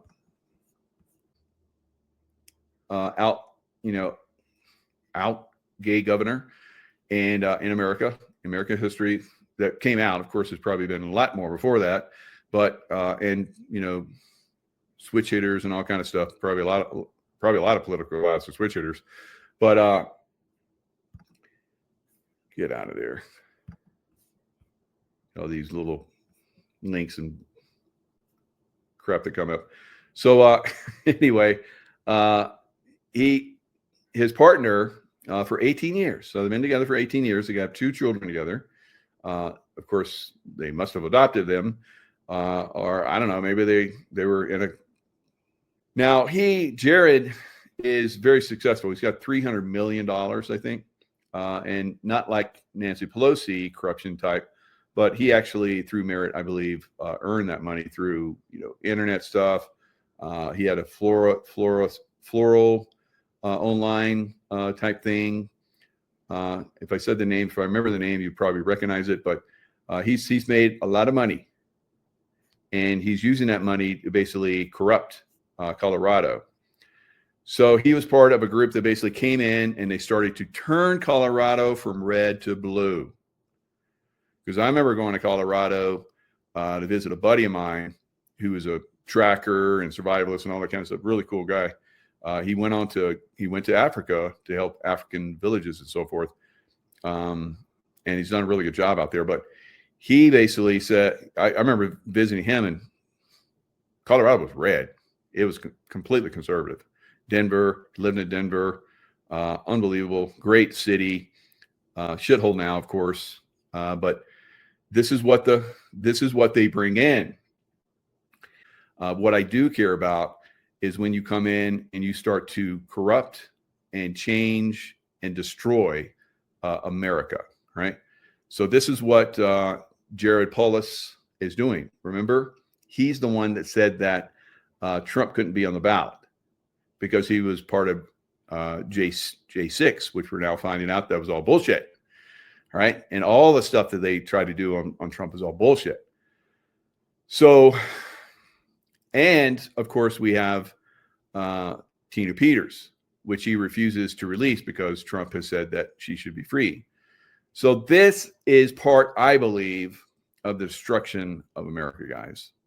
Putting people like this in there, like I say, in the background, you do that kind of stuff, no big deal. It's not part of, the culture of God, right? God is between male and female, and anything else outside of that is not so much, right? So they're both Jewish, as you can see. So it does not matter to me what religion you are, what your political party is, right? As long as you're upholding the Constitution and creating a safe environment for the people of your government, wherever that might be, however that might be, but they're creating a very negative environment. In Colorado, we've seen a lot of mass shootings. So there's some real problems in Colorado, right? So I think that government that's there right now is part of that problem, is part of the issue that's destroying America. Now, he being the first openly gay governor, he was soon to be followed by an openly lesbian in what state is it? Is it Washington State? No, Oregon. So Tina Kotek, yes, you can make that association with that last name if you want, but she is the first openly lesbian governor elected in the United States. So this is in 23.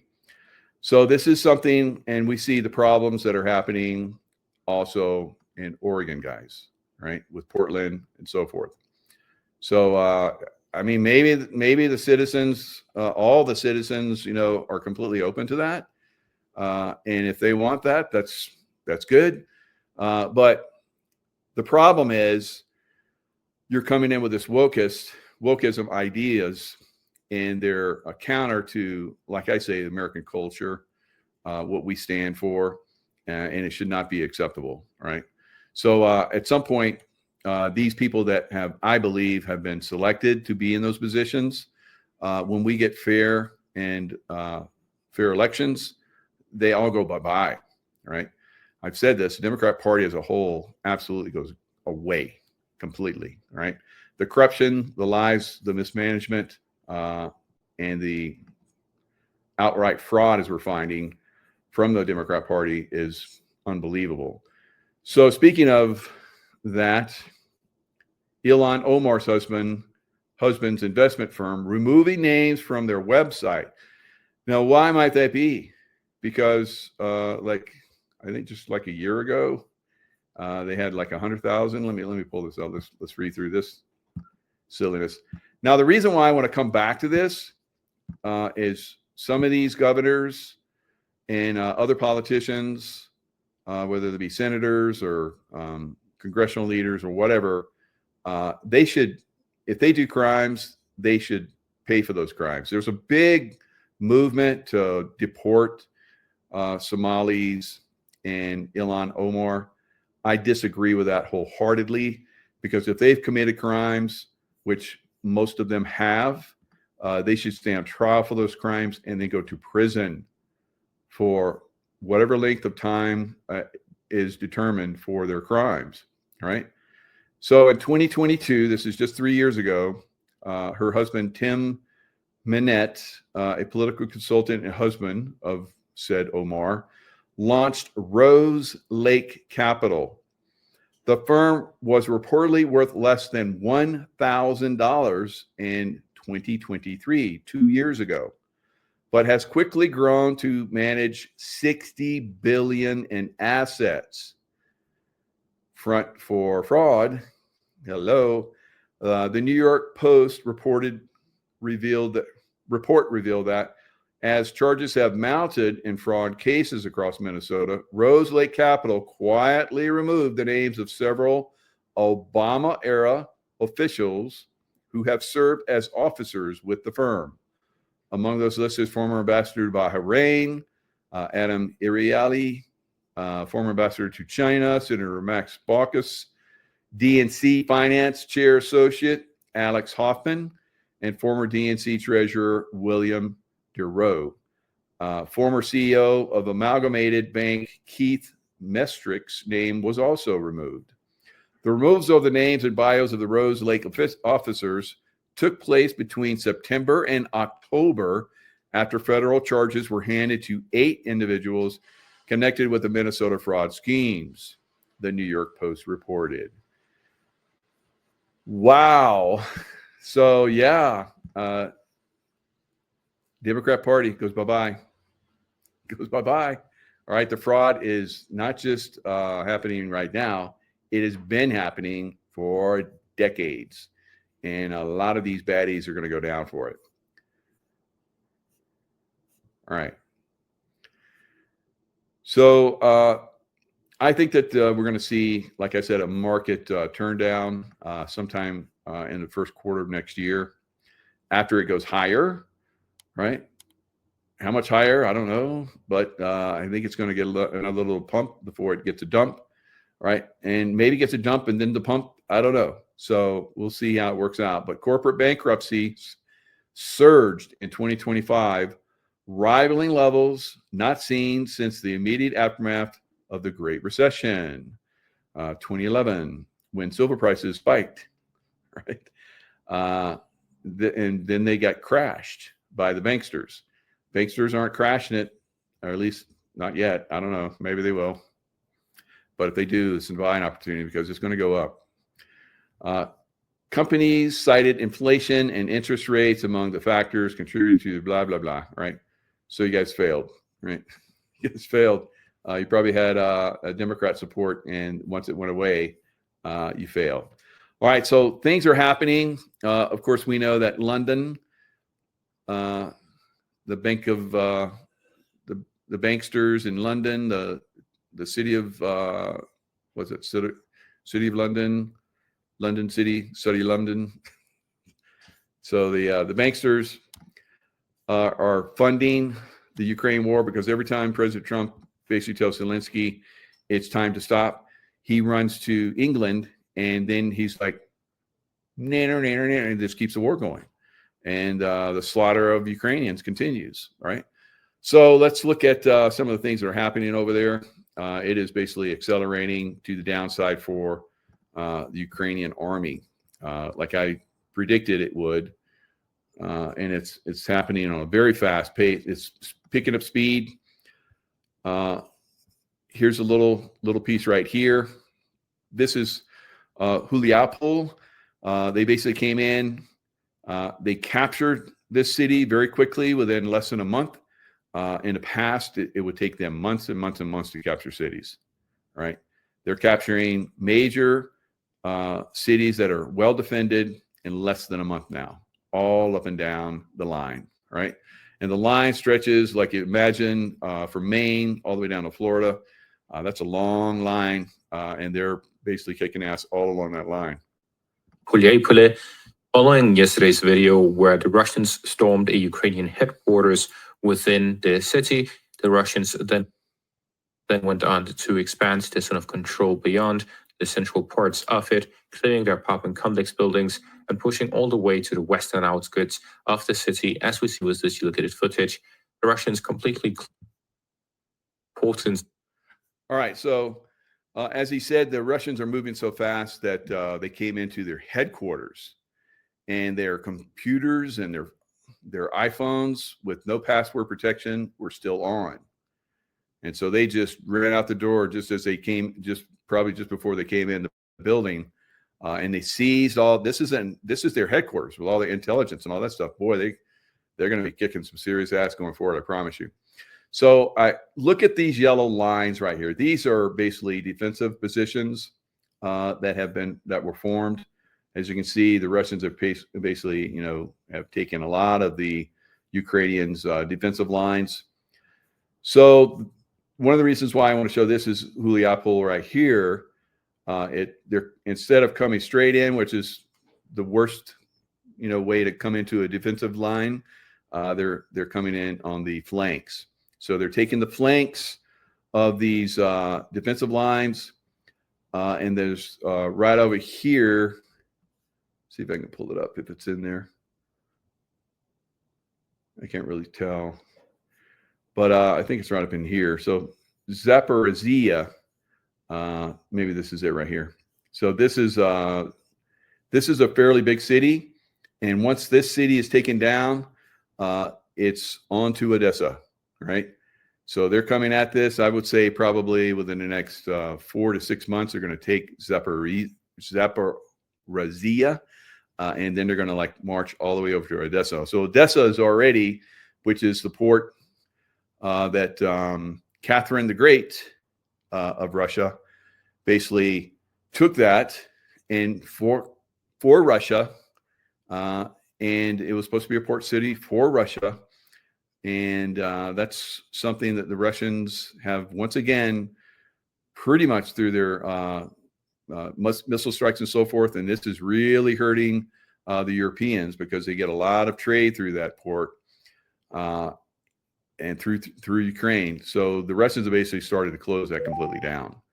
So it's only a matter of time before the Russians, like I said over a year ago, the Russians would get Odessa. So it looks like sometime by the middle of next year, they're going to be pushing into Odessa, right? So very, very interesting things that are happening in Ukraine. Of course, the Democrats support Ukraine tremendously. But here's another video that's basically showing how the Russians came in and seized all those computers and everything. Here's an actual video of that.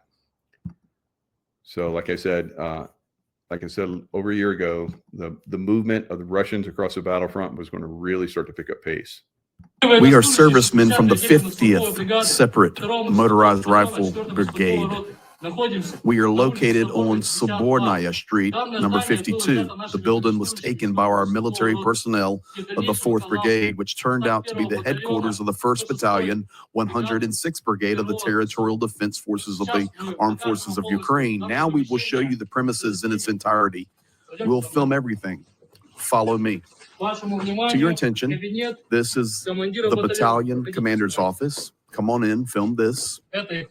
This is their flag. Brigade flag. The computer remained in place. Here are the radio stations, the commander's work cards, phones, tablets. The phone isn't even password protected.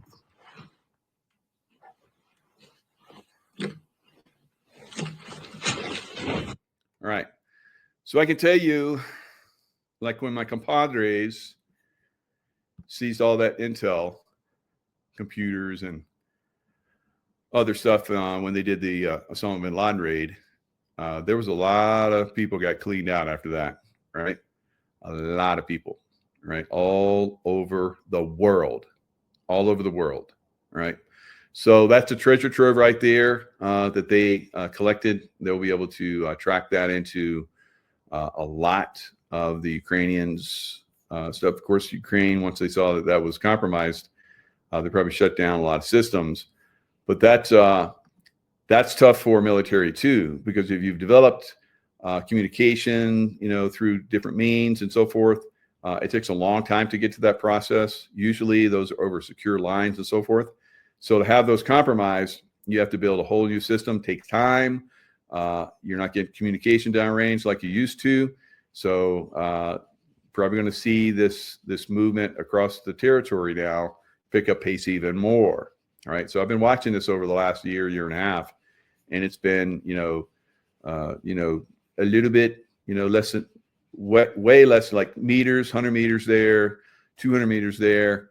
And then it got to a kilometer. And these days it's 20, 30 kilometers a day in all these different towns and so forth, taking over cities massively fast now.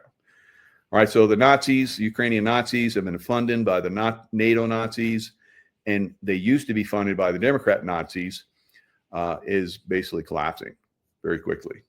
And this is part of the strategy going forward. So, military action against these Nazi leftist groups in Ukraine by Russians. Now, how did Russia get back its country from the communists, from the deep state that basically came in and seized their country? Soviet Union, that was a deep state. What made it happen? Now, you saw on that one graph I showed you guys all of the rapes that were happening. It didn't show you the rapes that are happening to children, right? What turned Russia around that defeated the Soviet Union, the communism? Child trafficking, right? What is the number one child trafficking country in the world right now? United States.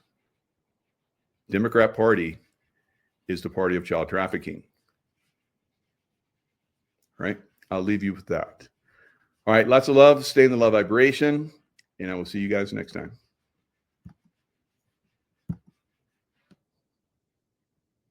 Hello, Patriots. Judy Byington is taking a much needed and deserved break this holiday season, and she will return after the new year. Mass arrests exploding across the globe. Nisara Jasara is fully implemented in the shadows. Children continue to be rescued above and below ground. Commander Thor and his Leiping families continued rescue and eradication operations under France. Democrat fraud, theft, and attempted coup is being exposed. 2020 election isn't over yet. Deep state players arrested and in grand juries. Gitmo tribunals are coming. Silver continues to rise, and Epstein files continue to be released. And we have a Delta for December 25th, 2017 from Q. It says, "Thank you all for your trust, faith, and patriotism. We are privileged to serve you. Please pray for those who would lay down their lives to protect our freedom. You are safe. God bless. Q."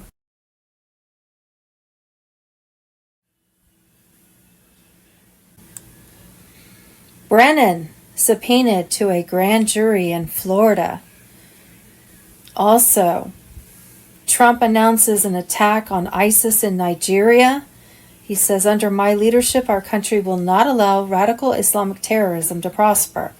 May God bless our military and Merry Christmas to all, of which there will be many more if their slaughter of Christians continues." And huge update, Trump launched Nisara on Christmas Day.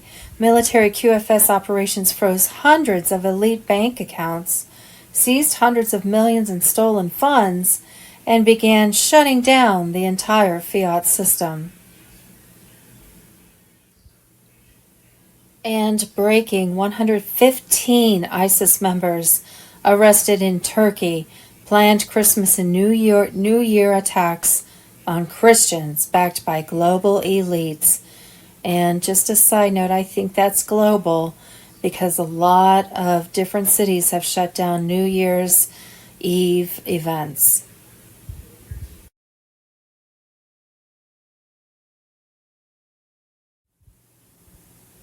December 26, 2025. Patriots, the moment we've been waiting for is here right now. As of this Christmas week, 2025, the global currency reset has fully activated and the restored republic is rising stronger than ever under President Trump's command. The deep state cabal is in total panic mode. Their corrupt fiat system is collapsing, and the gold asset-backed quantum financial system is live, enforcing a one-to-one parity worldwide. Trillions in prosperity funds are flowing through secure quantum channels, backed by military and off-world alliance forces. This isn't just a reset. It's the complete takedown of the globalist criminals who've enslaved humanity for centuries. Mass arrests are exploding across the globe. High-profile elites tied to child trafficking rings, election fraud, and bioweapon schemes are being rounded up in sealed operations. Sources confirm thousands of indictments are unfolding right now under the fake news blackout. The emergency broadcast system is primed and could activate any hour now, blasting the truth about the stolen 2020 election, satanic networks that controlled Washington, Hollywood, and the Vatican. 10 days of communication darkness may hit soon. To finalize the switch, stock up on essentials, stay calm, and trust the plan. America, we're going to be discussing all of the many ways that good things have been happening in 25. That is a gift to us, all of us, as we move into a new year. So we'll get into some slides and show some of the good news. I want to start with the debt clock first. I usually do. So as we look at the debt clock message, there's several important things that I want to point out here. First of all, look at the money that's coming in from, it's in yellow there, kind of the top left. Money coming in from the tariff revenue. We're now at $370 billion brought in tariffs. This is having a massive impact that I'll discuss a little bit later as we talk about the difference it's making in reducing deficits for the country. On the right there in kind of the red box, we have gold and silver, and it's projecting that the actual price of silver should be in the range of $1,164 an ounce with a projected 5-year price of $1,500 an ounce. Gold at $92.25 with a 5-year price out at $12,000. That's way different than we are now. But as you will see from when we look at metals, things are on the move big right now. One other thing I wanted to point out on the debt clock right now is the new money creation box there. This is a treasury dollars, new treasury dollars. And they actually had a pop-up window when you click on this box, and I'll bring up the window here. This is all about U.S. Treasury dollars. What is Treasury dollars? So let's read here. In 1862, President Lincoln issued